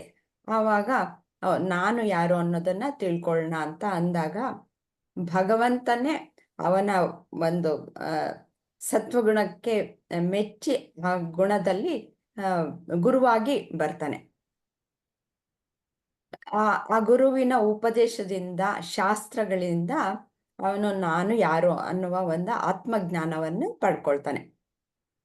ಆ ಆತ್ಮಜ್ಞಾನವನ್ನ ಪಡ್ಕೊಳ್ಳೋದ್ರು ಒಂದೊಂದೇ ಮೆಟ್ಟಲಾಗಿ ಅವನು ಈ ಎಲ್ಲ ಗುಣಾತೀತನಾಗ್ಬಿಡ್ತಾನೆ. ಮೊದಲು ಜಡತ್ವದಿಂದ ಹೇಗೆ ತಮಸ್ಸಿನಿಂದ ರಜಸ್ಸು, ರಜಸ್ಸಿನಿಂದ ಸತ್ವಗುಣ, ಸತ್ವಗುಣವನ್ನು ದಾಟಿ ನಾನು ಯಾರು ಅಂತ ತಿಳ್ಕೊಂಡ್ಮೇಲೆ ಆ 3 ಗುಣಗಳನ್ನು ದಾಟಿ ಅವನು ಸ್ಥಿತಪ್ರಜ್ಞನಾಗಿ ನಿಲ್ತಾನೆ. ಅಲ್ಲಿ ಆತ್ಮನೋ ಮೋಕ್ಷಾರ್ಥಂ ಜಗತ್ ಹಿತಾಯ ಚ ಅನ್ನುವ ಒಂದು ಇದ್ರ ಮೇಲೆ ಅವನು ನಿಂತು ಜಗತ್ತಿನ ಪ್ರತಿಯೊಂದು ಚಟುವಟಿಕೆಗಳನ್ನು ನಡೆಸ್ತಾ ಇರ್ತಾನೆ. ಅವನು ನಾನು ಕರ್ತ ಅಲ್ಲ, ನಾನು ಭೋಕ್ತನೂ ಅಲ್ಲ, ನಾನು ಜ್ಞಾತನೂ ಅಲ್ಲ ಅನ್ನುವ ಸ್ಥಿತಿಯಲ್ಲಿ ಇರ್ತಾನೆ. ಹೇಗೆ ಎಲ್ಲ ಪ್ರಪಂಚದಲ್ಲಿ ಹೇಗೆ ನಡೀತಾ ಇದೆಯೋ ತಂತಾನೆ ಹಾಗೆ ನಡೀತಾ ಇದೆ, ನಂದೇನು ಸ್ಪೆಷಲ್ ಅಲ್ಲ ಅನ್ನೋದು ಅರಿವು ಚೆನ್ನಾಗಿ ಆಗಿರುತ್ತೆ. Very nice. ಹೀಗೆ ಹಂತ ಹಂತವಾಗಿ ಮುಕ್ತಿಯ ಮಾರ್ಗ, ಆಮೇಲೆ ವಿದೇಹ ಮುಕ್ತ ಆಗ್ತಾನೆ. ಮೊದಲು ಜೀವನ್ ಮುಕ್ತ ಆಗ್ತಾನೆ, ಆಮೇಲೆ ವಿದೇಹ ಮುಕ್ತ ಆಗ್ತಾನೆ ಅಂತ ಹೇಳ್ತಾರೆ. ಎಕ್ಸ್ಟ್ರಾರ್ಡಿನರಿ. ಹಾ, ಹೇಳಿ ಹೇಳಿ ಲೋಕೇಶ್. ಇದೇ ಪಾಯಿಂಟ್ ಅನ್ನ ರಿಯಲ್ ಲೈಫಿಗೆ ತರೋದಾದ್ರೆ, ಪದ್ಮ ಮೇಡಮ್ ತುಂಬಾ ಚೆನ್ನಾಗಿ ಹೇಳಿದ್ರು, ಹೈಪೋಥೆಟಿಕಲ್ ಆಗಿ ಹೇಳಿದ್ರು. ಈಗ ಸ್ವಲ್ಪ ಜೀವನದ ಕಡೆ ನೋಡೋಣ. ಕೂಡ ಎಸ್ಪೆಷಲಿ ಗಂಡು ಮಕ್ಕಳಿಗೆ ತಾಯಿನೇ ಎಲ್ಲ ಅಂದ್ರೆ ತಾಯಿ ರಿಯಲ್ ವರ್ಲ್ಡ್ ಆಗಿರ್ತಾರೆ. ಅಂದ್ರೆ ನಾವೆಲ್ಲ ಕೂಡ ತಾಯಿ ಕೈ ನಡ್ಕೊಂಡು ಹೋಗ್ತಾ ಇರ್ತೀವಿ, ತಾಯಿ ತೋರಿಸಿದ್ದನ್ನೇ ನೋಡ್ತಾ ಇರ್ತೀವಿ, ತಾಯಿನೇ ಪ್ರಪಂಚ ಆಗಿರುತ್ತೆ. ಸ್ವಲ್ಪ ದೊಡ್ಡವರಾಗ್ತೀವಿ, ಸ್ವಲ್ಪ ಡಿಟ್ಯಾಚ್ ಆಗ್ತೀವಿ ತಾಯಿಯಿಂದ. ಇಲ್ಲ ಇದಕ್ಕಿನ್ನ ಸ್ನೇಹಿತರ ಪ್ರಪಂಚ ತುಂಬಾ ಚೆನ್ನಾಗಿದೆ, ಹೊರಗಡೆ ಪ್ರಪಂಚ ತುಂಬಾ ಚೆನ್ನಾಗಿದೆ ಅಂತ. ಸೊ ನೆಕ್ಸ್ಟ್ ಇನ್ ಸ್ವಲ್ಪ ದೊಡ್ಡವರಾಗ್ತೀವಿ, ಇಲ್ಲ ಈಗೆಲ್ಲ ನಾನು ಇಂಡಿಪೆಂಡೆಂಟ್ ಆಗಿ ಮಾಡಬಲ್ಲೆ ಅಂತ ಅಹಂ ಬರುತ್ತೆ. ಸ್ವಲ್ಪ ನಾನು ಏನ್ ಬೇಕಾದ್ರೂ ಮಾಡಬಲ್ಲೆ ಅಂತ. ಇನ್ ಸ್ವಲ್ಪ ಯೌವನಕ್ಕೆ ಬಂದಾಗ ನಮಗೆ ಗೊತ್ತಾಗುತ್ತೆ, ಕಲ್ಲು ಗುದ್ದಿ ರಕ್ತ ತೆಗಿಬಹುದು, ನಾನು ಏನ್ ಬೇಕಾದ್ರೂ ಮಾಡ್ಬೋದು ಅಂತ. ನನಗೆ ಯಾವುದು ಸಾಧನೆ ಅಲ್ಲ, ಯಾವುದು ಮಿತಿ ಏನಿಲ್ಲ ನನಗೆ ಅಂತ. ಇನ್ ಸ್ವಲ್ಪ ದೊಡ್ಡವರಾಗ್ತೀವಿ, ಸರ್ ನನಗೆ ಓದಿರೋದು ತುಂಬಾ ದೊಡ್ಡ, ನಾನೇ ತುಂಬಾ ದೊಡ್ಡ ಜ್ಞಾನಿ, ನನಗಿನ್ನ ತಿಳಿದವ್ರು ಯಾರು ಇಲ್ಲ ಅಂತ. ಸೊ ಅಪ್ಪನೂ ಕೂಡ ಮೀರೋಗ್ತಾರೆ ಅವಾಗ. ಅಪ್ಪನಿಗೂ ಗೊತ್ತಿಲ್ಲ, ನನಗೂ ತುಂಬಾ ಜಾಸ್ತಿ ಗೊತ್ತು. ಸೊ ನೆಕ್ಸ್ಟ್ ಕೆಲ್ಸಕ್ಕೆ ಹೋದಾಗ ಗೊತ್ತಾಗತ್ತೆ, ಇಲ್ಲ ನನ್ಗಿನ್ನ ಸ್ವಲ್ಪ ತಿಳಿದವರು ಇದಾರೆ, ಹೆಚ್ಚಿಗೆ ತಿಳಿದವರು ಇದಾರೆ, ನಾವು ಅವ್ರ ಕಡೆ ಕೆಲಸ ಮಾಡ್ಬೇಕಾಗತ್ತೆ, ಕೈ ಕೆಳಗೆ ಕಲ್ತ್ಕೋಬೇಕಾಗತ್ತೆ ಅಂತ. ಸೊ ನೆಕ್ಸ್ಟ್ ಹೋಗ್ತಾ ಇದೆಲ್ಲ ಕೂಡ ಒಂದೊಂದೇ ನಮ್ಗೆ ಏನು ಕಬ್ಬಣ ಕಾಯಿಸ್ಬಿಟ್ಟು ಬಡಿತಾರಲ್ಲ, ಆ ರೀತಿ ಒಂದೊಂದೇ ಜೀವನದ ಪೆಟ್ಟಿಗಳು ಬಿದ್ದಾಗ, ಕೆಲಸದಲ್ಲಿ ಏರೋತ್ತರಗಳು ಜಾಸ್ತಿ ಆದಾಗ, ಅಲ್ಲಿ ಸೋಲ್ ಕಂಡಾಗ, ಪ್ರತಿ ದಿವಸ ಯಶಸ್ಸಿನ ಹಿಂದೆ ಓಡ್ತಾ ಯಶಸ್ಸು ಸಿಗಲ್ಲ ನಮ್ಗೆ, ಅಲ್ಲಿ ಸೋಲ್ ಕಾಣ್ತಾ ಹೋಗ್ತೀವಿ, ವ್ಯತ್ಯಾಸಗಳಾಗ್ತಾ ಹೋಗುತ್ತೆ. ಆದ್ರೆ ಯಾವ್ದ್ರಲ್ಲೂ ಕೂಡ ಕಮ್ಮಿ ಆಗಿರಲ್ಲ, ಅಹಮಂತೂ ಕಮ್ಮಿ ಆಗಿರಲ್ಲ. ಸೊ ಒಂದಷ್ಟು ವರ್ಷಗಳು ಕಳೆದಾದ್ಮೇಲೆ ನನ್ಗನ್ಸಕ್ ಶುರುವಾಗತ್ತೆ, ಇಲ್ಲ ಎಲ್ಲಾನು ನನ್ನ ಕೈಯಲ್ಲಿ ಇಲ್ಲ, ಕೆಲವು ನನ್ನ ಕೈಯಲ್ಲಿ ಇಲ್ಲದೆ ಇರುವಂತದ್ದು ಕೂಡ ಇದೆ ಅಂತ. ಸೊ ಇವಾಗ ನಾವು ಒಂದ್ ಸ್ವಲ್ಪ ವೈಡನ್ ಮಾಡ್ಕೋತೀವಿ, ನಾವು ನೋಡೋ ದೃಷ್ಟಿನ, ಹೊರೈಸನ್ ಸ್ವಲ್ಪ ದೃಷ್ಟಿ ದೊಡ್ಡದಾಗಿ ಮಾಡ್ಕೊಂಡಾಗ ಕಾಣಕ್ ಶುರುವಾಗುತ್ತೆ ಎಲ್ಲ ಕೂಡ.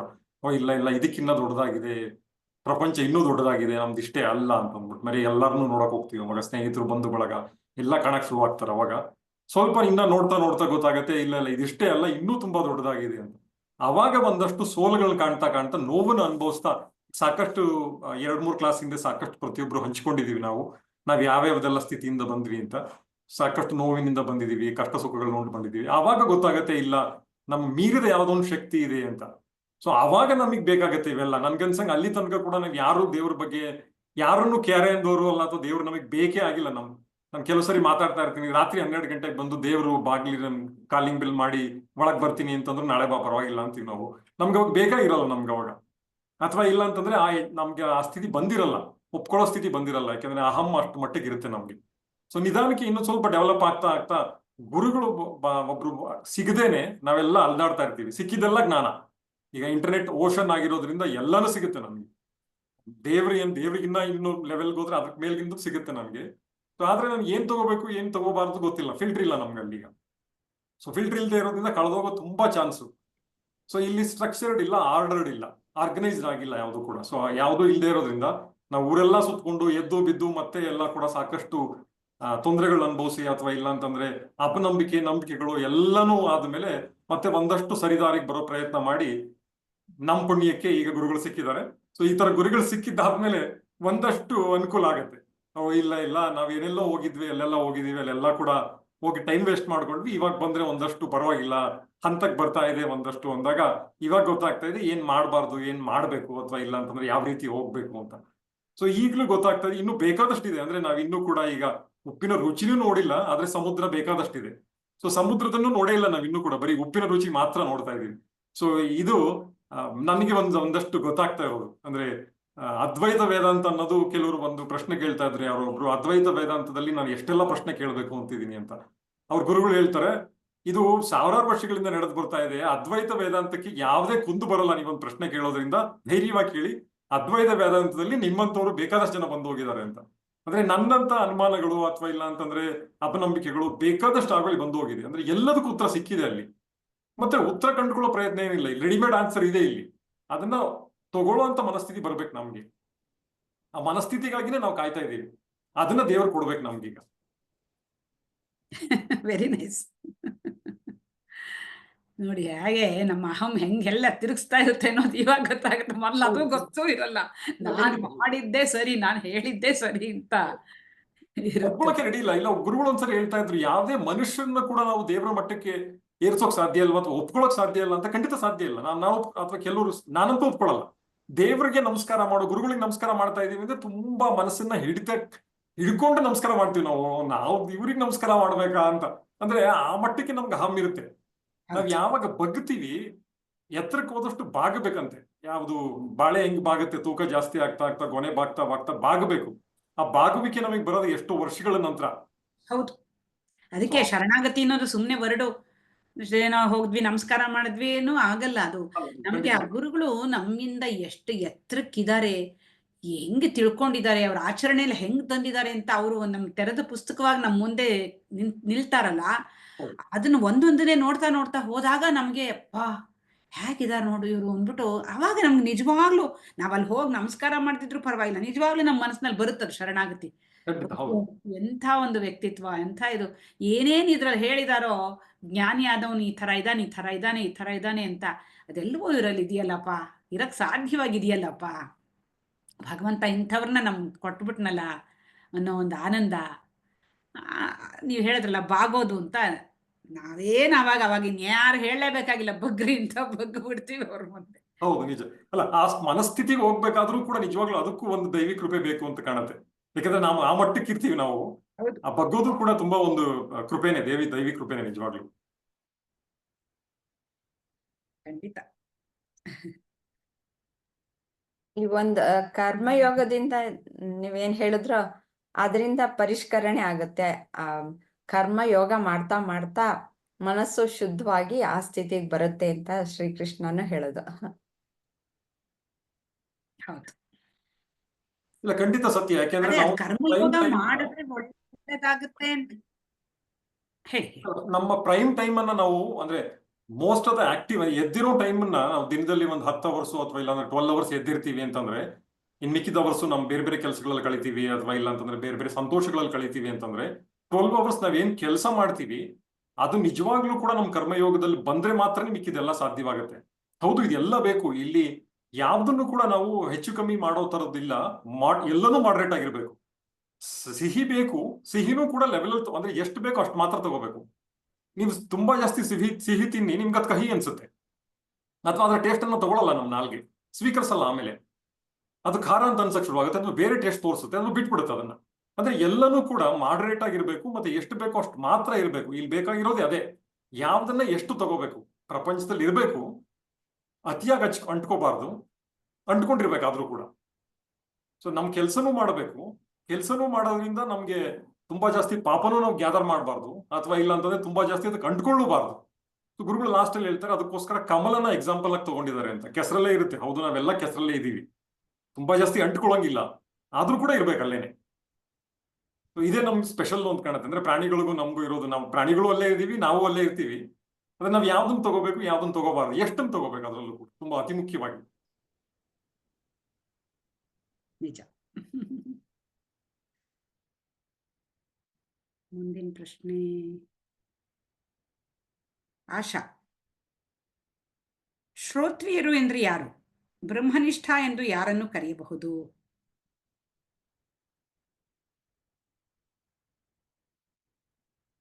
ಬ್ರಹ್ಮನಿಷ್ಠ ಅಂದ್ರೆ ಬ್ರಹ್ಮ ಅಂದ್ರೆ ಏನು ಅಂತ ತಿಳ್ಕೊಂಡು ಅದ್ರಲ್ಲೇ ನಿಂತಿರೋರು, ಅದೇ ಆಗಿರ್ತಾರೆ. ಅವರು ಬ್ರಹ್ಮನೇ ಆಗಿರ್ತಾರೆ, ಅದಕ್ಕೆ ಬ್ರಹ್ಮನಿಷ್ಠರು. ಶ್ರೋತ್ರಿಯರು ಅಂತಂದ್ರೆ ಈ ಶ್ರುತಿಯನ್ನ ಚೆನ್ನಾಗಿ ಅರ್ಥ ಮಾಡ್ಕೊಂಡು ಅದನ್ನ ಮತ್ತೆ ಬಂದಂತ ಶಿಷ್ಯರಿಗೆ ಅವರ ಅರ್ಥ ಆಗೋ ರೀತಿಯಲ್ಲಿ ಅದನ್ನ ತಿಳಿಸಿ ಹೇಳೋ ಅಂತ ಒಂದು ಅವರಲ್ಲಿ ಆ ಒಂದು ಜಾಣ್ಮೆ ಇರುತ್ತೆ. ಜ್ಞಾನ ಜಾಣ್ಮೆ ಇರುತ್ತೆ.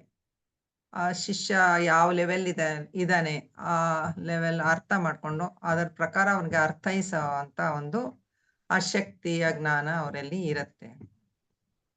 ಕರೆಕ್ಟ್. ಈ ಬ್ರಹ್ಮನಿಷ್ಠನ್ಗೆ ಒಂದಷ್ಟು ಪಟ್ಟಿ ಮಾಡ್ತಾರೆ. ಅವನಿಗೆ ಏನೇನು ಯಾವ ತರಹ ಇರ್ತಾನೆ ಅನ್ನೋದು ಅದನ್ನ ಹೇಳ್ತೀರಾ? ಗೊತ್ತಿಲ್ಲ ಮೇಡಮ್, ಓದಿಲ್ಲ. ಇರ್ಲಿ. ಸಾವಿತ್ರಿ ಅವರು, ಅವನು ಬ್ರಹ್ಮನಿಷ್ಠ ಬ್ರಹ್ಮಜ್ಞಾನದಲ್ಲಿ ನೆಲೆ ನಿಂತಿರ್ತಾನೆ. ಸ್ವಲ್ಪನೇ ಆಮೇಲೆ ಮೇಡಮ್, ಅದು ಫ್ಯಾಕ್ಟ್ ನೋಡಿದ್ದು ನಾನು ನೋಡಿಲ್ಲ, ಅದಕ್ಕೆ ಬರ್ತಾ ಇಲ್ಲ. ಕರೆಕ್ಟ್, ನೀವು ಆಗ್ಲೇ ಅಂದ್ರಿ. ಆಗ್ಲೇ ಒಂದಕ್ಕೆ ಆನ್ಸರ್ ಅದು ಮಾಡಿ. ನಾನ್ ಸ್ವಲ್ಪ ಬರ್ಕೊಂಡಿದ್ದೀನಿ ಅಷ್ಟೇ. ರಮಣ ಪರವಾಗಿಲ್ಲ, ಪರವಾಗಿಲ್ಲ, ಮಹರ್ಷಿಗಳಿಗೆ ಇರ್ಲಿ. ಆಮೇಲೆ ರಾಮಕೃಷ್ಣ ಪರಮಹಂಸರು ಅಲ್ಲಿವರೆಗೂ ನೋಡ್ಕೊಂಡೆ, ಅದು ಮಧ್ಯಾಹ್ನದಿಂದ. ಇರ್ಲಿ ಇರ್ಲಿ, ತೊಂದ್ರೆ ಆಮೇಲೆ ಆಗಿಲ್ಲ. ಸುಧಾ, ಅಂದ್ರೆ ಸುಧಾ ಮೇಡಮ್ ಅವರು ಅದು ಬ್ರಹ್ಮನಿಷ್ಠ ಅದನ್ನು ಅಂದ್ರೆ ಆತ್ಮನೋ ಮೋಕ್ಷಾರ್ಥಂ ಜಗದಿತಾಯ ಚ ಅದನ್ನ ಹೇಳ್ತೀರಲ್ಲ, ಅವನು ಆತ್ಮನಿಷ್ಠನಾಗಿ ಜ್ಞಾನವನ್ನ ಪಡ್ಕೊಂಡು ಲೋಕ ಸಂಗ್ರಹಕ್ಕಾಗಿ ಕರೆಕ್ಟೇ ಅದನ್ನ ಅಲ್ಲ, ಇಲ್ಲಿ ಅಷ್ಟೇ ಅಷ್ಟೇ, ಏನ್ ವಿಶೇಷ ಏನಿಲ್ಲ ಇಲ್ಲಿ. ಅವನಿಗೆ ನಾನು ಬ್ರಹ್ಮನ್ ಅಂತ ನೆನಪು ಮಾಡ್ಕೊಳ್ಳೋ ಅಗತ್ಯ ಇರಲ್ಲ. ಸಹಜ ಅಂದ್ರೆ ಅವ್ನಾಗ್ಲೇ ಸಹಜವಾಗಿ ನಿಂತಿರೋದ್ರಿಂದ ಅವನಿಗೆ ಜ್ಞಾನ ಸಹಜವಾಗಿ ಇರುತ್ತೆ. ಆಮೇಲೆ ಅವನು ಆನಂದ ಸ್ವರೂಪನಾಗಿರ್ತಾನೆ. ಆಮೇಲೆ ಮೂರನೇದು ಸದಾ ವರ್ತಮಾನದಲ್ಲಿ ಜೀವಿಸ್ತಾನೆ. ಅವನಲ್ಲಿ ಸ್ಥಿತ ಪ್ರಜ್ಞನ ಎಲ್ಲ ಲಕ್ಷಣಗಳು ಮೂಡಿ ಬರುತ್ತವೆ. ಆಮೇಲೆ ಪ್ರಾರಬ್ಧ ಕ್ರಮದಿಂದ ಬಂದದ್ದನ್ನ ಸ್ವೀಕರಿಸಿ ಬದಲಾವಣೆ ಮಾಡಕ್ ಆಗೋದನ್ನ ಬದಲಾವಣೆ ಮಾಡಕ್ ಪ್ರಯತ್ನ ಪಡ್ತಾನೆ. ಬದಲಾಯಿಸಕ್ ಆಗದೆ ಇದ್ದಿದ್ದನ್ನ ಅವನು ನಿರ್ವಿಕಾರವಾಗಿ ಸ್ವೀಕರಿಸ್ತಾನೆ. ಆಮೇಲೆ ಲೋಕ ಕಲ್ಯಾಣಕ್ಕಾಗಿ ಜೀವನ ಮಾಡ್ತಾನೆ ಅಂತ ಇದಿಷ್ಟನ್ನ ಅಲ್ಲಿ ಪಟ್ಟಿ ಮಾಡಿದರು. ಇದು ಇವತ್ತಿನ ತರಗತಿ. ಇದರಲ್ಲಿ ಯಾರಿಗಾದ್ರೂ ಏನಾದ್ರು ಡೌಟ್ಸ್ ಇದ್ರೆ ಕೇಳ್ಬೋದು. ಇನ್ನೇನಾದ್ರೂ ಚರ್ಚೆ ಮಾಡೋದಿದ್ರು ಇನ್ನೊಂದು 15 ನಿಮಿಷ ಸಮಯ ಇದೆ. ಲೋಕೇಶ್ ಅವರೇ ಏನಾದ್ರೂ ಹೇಳೋದಿದ್ರೆ ಹೇಳ್ಬೋದು. ಇನ್ನು ಬೇರೆಯವ್ರು ಯಾರಾದ್ರೂ ಹೇಳೋದಿದ್ರು ಹೇಳ್ಬೋದು. ನನಗೆ ಇದು ತೋತಾಪುರಿಗಳು ರಾಮಕೃಷ್ಣರ ಗುರುಗಳಲ್ವಾ, ಸಾಕ್ಷಾತ್ ಕಾಳಿನೇ ತೋತಾಪುರಿ ರೂಪದಲ್ಲಿ ಬಂದ್ರು ಅಂತಂದ್ಬಿಟ್ಟು ಸರಿ, ಗುರುಗಳಾಗಿ ಬಂದ್ರು ಅಂತ. ಆದ್ರೆ ರಾಮಕೃಷ್ಣರಿಗೆ ಜ್ಞಾನೋದಯ ಆಗುತ್ತೆ, ತೋತಾಪುರಿಗಳಿಗೆ ಆಗಿರಲ್ವಾ? ಅವರು ಹೇಗೆ ಈ ಒಂದು ಟಾಕಲ್ಲಿ ಕೇಳಿದಾಗ ನಂಗೆ ಆ ಒಂದು ಸಂಶಯ ಬಂತು. ಅದಕ್ಕೆ ಯಾಕೆಂದ್ರೆ ಅವ್ರಿಗೆ 40 ವರ್ಷ ಆಗಿದ್ರು ಅವರು ಸಹಜ ಸಮಾಧಿಗೆ ಹೋಗಿರಲ್ಲ. 3 ದಿನದಲ್ಲಿ ರಾಮಕೃಷ್ಣರಿಗೆ ಸಹಜ ಸಮಾಧಿಗೆ ಹೋಗಕ್ಕೆ ಸಾಧ್ಯ ಆಯ್ತು. ಅದು ಕಾಳಿನೇ ಆ ರೂಪದಲ್ಲಿ ಬಂದಿದ್ರು, ಯಾತಕ್ಕೆ ಹಾಗೆ ಆಯ್ತು ಅನ್ನೋದು ಗೊತ್ತಾಗ್ಲಿಲ್ಲ. ಇವಾಗ ಇರೋದೆಲ್ಲವೂ ಪರಬ್ರಹ್ಮನೇ, ಪರಬ್ರಹ್ಮನೇ ಆ ರೂಪದಲ್ಲಿ ಬಂದಿದ್ದಾಳೆ ಅಂದ್ರೆ ಇವಾಗ ಯಾವುದೇ ಗುರುಗಳಾದ್ರೂ ಅದು ಭಗವಂತನೇ ಆ ತರಹ ನೋಡಕ್ ಹೋದ್ರೆ ಅಲ್ವಾ. ಈಗ ಅಜ್ಞಾನಿಗಳು ಭಗವಂತನೇ, ಜ್ಞಾನಿಗಳು ಭಗವಂತನೇ, ಆ ತರಹ ನೋಡಕ್ ಹೋದ್ರೆ ಕಾಳಿನೇ ಬಂದ್ಲು. ಹಾಗಾದ್ರೆ ಅವ್ರಿಗೆ ಯಾಕೆ ಆಗ್ಲಿಲ್ಲ ಅಂದ್ರೆ ಆ ತರಹದ ರೀತಿಯಲ್ಲಿ ತಗೋಬಾರ್ದು ಅದನ್ನ. ಅದ ಪ್ಯೂರ್ ಫಾರ್ಮ್ ಅಲ್ಲಿ ಬಂದಿದ್ದಾರೆ ಅಂತ ತಗೊಳ್ಬಾರ್ದು. ಅಂದ್ರೆ ಇಲ್ಲಿ ತಗೊಳ್ಳೋದು ಏನು ಅಂದ್ರೆ ಅವಳು ತೋತಾಪುರಿಗಳನ್ನ ಕಳಿಸಿದ್ಲು ಅಂತ ಹೇಳೋದ್ರಿಂದ ಇನ್ಯಾರು ಬರಕ್ ಸಾಧ್ಯ? ಅವಳೇ ತಾನೇ ಬರ್ಬೇಕು, ಎಲ್ಲವೂ ಅವಳೇ ಆಗಿರೋದ್ರಿಂದ ಆ ದೃಷ್ಟಿಯಲ್ಲಿ ಕಾಳಿನೇ ಬಂದ್ಲು ಅಂತ. ಬಟ್ ಹಾಗಂತ ಅವ್ರು ಬಂದಿದ್ರಿಂದ ಇವ್ರಿಗೆ ಜ್ಞಾನ ಸಿಕ್ತು ಅಂತ ಅನ್ನೋದು. ಬಟ್ ಅದು ಬೇರೆ ಕಾಂಟೆಕ್ಸ್ಟ್, ಆ ಕಾಂಟೆಕ್ಸ್ಟ್ ನ ಬೆರೆಸಬಾರ್ದು ತೋತಾಪುರಿಗಳಿಗೂ ಇವ್ರಿಗೂ. ಅಂದ್ರೆ ಇಲ್ಲಿ ಇವರ ಒಂದು ವೈಶಿಷ್ಟ್ಯತೆಯನ್ನ ಹೇಳೋದಕ್ಕೋಸ್ಕರ ಅದನ್ನ ಆ ರೀತಿ ಹೇಳಿದೆ ಅಷ್ಟೇ. ಈ ರಾಮಕೃಷ್ಣರು ಯುಗಾವತಾರ ರಾಮಕೃಷ್ಣ ಅವತಾರ ಪುರುಷರವರು. ಹಾಗಾಗಿ ಅವರಿಗೆ ಏನೋ ಒಂದು ನಿಮಿತ್ತ ಮಾತ್ರ ಒಬ್ರು ಬೇಕಾಗಿತ್ತಷ್ಟೇನೆ. ಬಟ್ ಅವರು ನೋ ಡೌಟ್ ಅವ್ರ ಗುರುಗಳಾಗಿ ಬಂದ್ರು ಕೂಡ ಅವರು ನಮ್ಮ ತರಹ ಸಾಧನಾ ಪಥದಲ್ಲಿ ಬರ್ತಾ ಇರೋರವರು. ಹಾಗಾಗಿ ಅವರು ಇನ್ನೂ ಸ್ಟ್ರಾಂಗ್ ಆಗಿ ನೆಲೆ ನಿಲ್ಲಕ್ಕೆ ಆಗಿಲ್ಲ. ಕಾಂಟೆಕ್ಸ್ಟ್ ಇಸ್ ಡಿಫ್ರೆಂಟ್, ಎರಡನ್ನೂ ಕ್ಲಬ್ ಮಾಡಿ. ಈಶ್ವರನೇ ಗುರುವಾಗಿ ಬರ್ತಾನೆ ಅಂತ ಹೇಳ್ತೀವಿ. ಅಲ್ಲ, ಸಾಮಾನ್ಯ ಜನರಲ್ಲೂ ಇವಾಗ ಕೃಷ್ಣನ ಜನನ ಆಗತ್ತೆ. ಯಾಕಂದ್ರೆ ಯಾರಾದ್ರೂ ಒಬ್ಬ ಕಷ್ಟದಲ್ಲಿದ್ದಾರೆ ಅಂದ್ರೆ ಒಬ್ಬ ದುಷ್ಟನ ಅವನನ್ನು ಸೇವ್ ಮಾಡ್ಬೋದು, ಅವಾಗ ಕೃಷ್ಣ ಅವನಲ್ಲಿ ಬಂದ ಅಲ್ವಾ? ಹಾಗಂತ ಅವನ್ನೇ ನಮ್ಗೆಲ್ಲ ಪೂರ್ತಿ ಪೂರ್ತಿ ಸಂಪೂರ್ಣವಾಗಿ ಕೃಷ್ಣನೇ ಆಗ್ಬಿಟ್ಟು ನಾವು ಎಲ್ಲ ಗುಣಗಳು ಬಂದ್ಬಿಟ್ಟು ಇಲ್ಲ. ಹಾಗೆ ತಗೊಳ್ಬೇಕಾಗತ್ತೆ. ತರಹ. Okay madam, thank you. ಇಲ್ಲಿ ಒಂದ್ 2 ಪ್ರಶ್ನೆಗಳನ್ನ ನಾನು ಕೇಳ್ಬೇಕು ಅಂತಿದ್ದೆ. ಸಾಕಷ್ಟು ವಿಡಿಯೋಗಳು, ಗುರುಜಿ ವಿಡಿಯೋ ಮತ್ತೆ ಬೇರೆ ಬೇರೆ ವಿಡಿಯೋಗಳೆಲ್ಲ ನೋಡ್ತಾ ಅನ್ಸಿದೆ ಏನಂತಂದ್ರೆ, ಇಲ್ಲಿ ಮಿಥ್ಯೆ ಇದೆ, ಇಲ್ಲಿ ಪ್ರಪಂಚ ಇದೆ, ಮತ್ತೆ ನಮ್ಗೆ ಗೊತ್ತಾಗದೆ ಇರುವಂತದ್ದಿದೆ, ಅನುಭವಕ್ಕೆ ಸಿಗುವಂತದ್ದಿದೆ, ನಿಲುಕುವಂತದ್ದಿದೆ, ನಿಲುಕದೇ ಇರುವಂತದ್ದಿದೆ, ಪರೋಕ್ಷ ಅಪರೋಕ್ಷ ಸಾಕಷ್ಟು ವಿಡಿಯೋಗಳಲ್ಲೆಲ್ಲ ನಾವು ತಿಳ್ಕೊತಾ ಇದೀವಿ, ಕೇಳ್ತಾ ಇದೀವಿ. ಎಲ್ಲನೂ ಅನುಭವಕ್ಕೆ ಬಂದಿಲ್ಲ. ನಾವೆಲ್ಲ ಕೂಡ ನಾನಾ ಲೆವೆಲ್ಗೆ ಹೋಗಿಲ್ಲದೆ ಇರೋದ್ರಿಂದ ಅವೆಲ್ಲ ಅನುಭವಕ್ಕೆ ಬಂದಿಲ್ಲ. ಕೆಲವರು ಹೇಳ್ತಾರೆ ಆಸ್ಟ್ರಲ್ ಪ್ಲೇನ್ ಅಲ್ಲಿ ದೇಹ ಬಿಟ್ಟ ನಂತರ, ದೇಹದ ಡ್ರಾಪ್ ಮಾಡಿದ ನಂತರ ನಾವೇ ಕುತ್ಕೊಂಡು ಅಲ್ಲಿ ನೆಕ್ಸ್ಟ್ ಮುಂದಿನ ಜನ್ಮದಲ್ಲಿ ನಾವೆಲ್ಲ ಏನೆಲ್ಲ ಆಗ್ಬೇಕು, ಯಾವ ಕರ್ಮಗಳನ್ನ ನಾವು ಕಳ್ಕೋಬೇಕು ಅಂತಂದ್ಬಿಟ್ಟು ನಾವೇ ಡಿಸೈಡ್ ಮಾಡಿ, ನಾವ್ ಏನೆಲ್ಲ ನಮ್ಮ ನಾಟಕದಲ್ಲಿ ಯಾರ್ಯಾರೆಲ್ಲ ಇರಬೇಕು, ನಾನು ಯಾವ ಮನೆಯಲ್ಲಿ ಹುಟ್ಟಬೇಕು, ಅಥವಾ ನಮ್ಗೆ ಏನೇನೆಲ್ಲ ಅನುಕೂಲ ಬೇಕು, ಅನಾನುಕೂಲಗಳು ಬೇಕು, ಮತ್ತೆ ಸಾಲ ಯಾವ್ದು ತೀರಿಸ್ಬೇಕು ಅಂತೆಲ್ಲ ನಾವೇ ಡಿಸೈಡ್ ಮಾಡ್ತೀವಿ ಅಂತ ಕೆಲವರು ಹೇಳ್ತಾರೆ. ಇದು ನಂದು, ಅಂದ್ರೆ ನಾನು 4-5 ಜನ ಅಥವಾ 10 ಜನ ಇಟ್ಕೊಂಡು ನನ್ನ ನಾಟಕನ ನಾನೇ ಸ್ಕ್ರಿಪ್ಟ್ ಬರೆದು ಅಥವಾ ಬೇರೆ ಏನೇನೆಲ್ಲ ಬರೆದು ನಾನು ಈ ಭೂಮಿಗೆ ಬರ್ತೀನಿ. ಸೊ ನಂದಾದ್ರೆ ಮಿಕ್ಕಿದವ್ರು ಎಲ್ಲರದು ಇದೇ ರೀತಿ ಇರೋದಾದ್ರೆ ಎಲ್ಲನೂ ಒಂದಕ್ಕೊಂದು ಹೆಣತ್ಕೊಂಡಿದ್ಯಾ? ಇದು ಒಂದು ಜಿಜ್ಞಾಸೆ ಆಗ್ಬೇಕಾಗಿರುವಂತ ಪ್ರಶ್ನೆ ಅಂತ ಅನ್ಸುತ್ತೆ ನನಗೆ. ಅಂದ್ರೆ ನಿಮ್ಮೆಲ್ಲರ ಅಭಿಪ್ರಾಯ ನನಗೆ ಕೇಳೋಕ್ ಆಸಕ್ತಿ ಇದೆ. ಹೇಳಿ ಆಶಾ, ಹೇಳಿಪ್ಪ. ಪ್ರಶ್ನೆ ಇನ್ನೊಂದ್ಸರಿ ಕೇಳಿ. ಅಂದ್ರೆ ನಾವು ನೆಕ್ಸ್ಟ್ ಬರ್ತ್ ಏನಾಗ್ಬೇಕು ಏನು ಅಂತ ನಾವೇ ಡಿಸೈಡ್ ಮಾಡ್ತೀವಿ ಅಂತನಾ? ಹೌದು, ಈಗ ನಾವು ದೇಹನ ಬಿಡ್ತೀವಿ. ದೇಹ ಬಿಟ್ಟ ನಂತರ ನನ್ಗೆಲ್ಲ ಬೇಕಾದಷ್ಟು ಕರ್ಮಗಳಿದಾವೆ. ಈ ಇದರಲ್ಲಿ ಸಂಚಿತ ಕರ್ಮ, ಆಗಮ ಕರ್ಮ, ಬೇಕಾದಷ್ಟು ಕರ್ಮಗಳಿರೋದ್ರಿಂದ ಸೊ ಆ ಲೋಡ್ ಅನ್ನ ನಾವ್ ಯಾವತ್ತೂ ಕ್ಯಾರಿ ಮಾಡ್ತೀವಿ.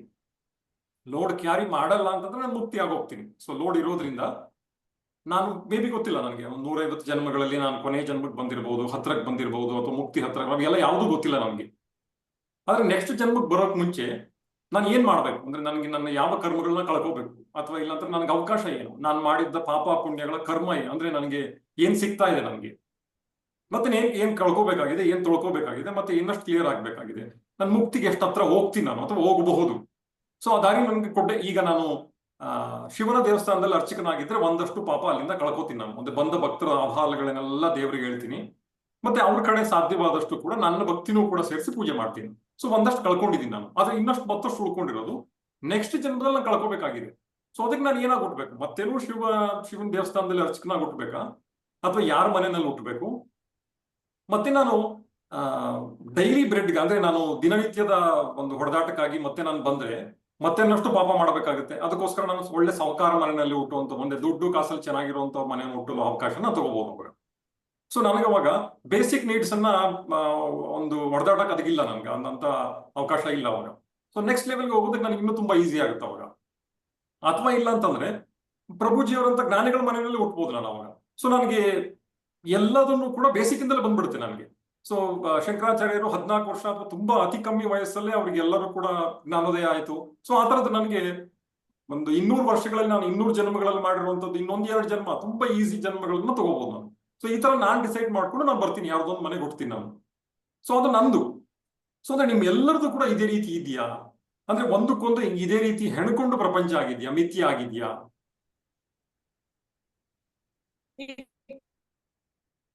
ನೀವು ಕೇಳಿದ್ ನನಗೆ ಈ ತರ ಅರ್ಥ ಆಯ್ತು. ನೀವು ಹೇಳಿದ್ದು ಒಂಚೂರು ಕಟ್ಟಾಯ್ತು, ಅದೆಲ್ಲ ಆಯ್ತು.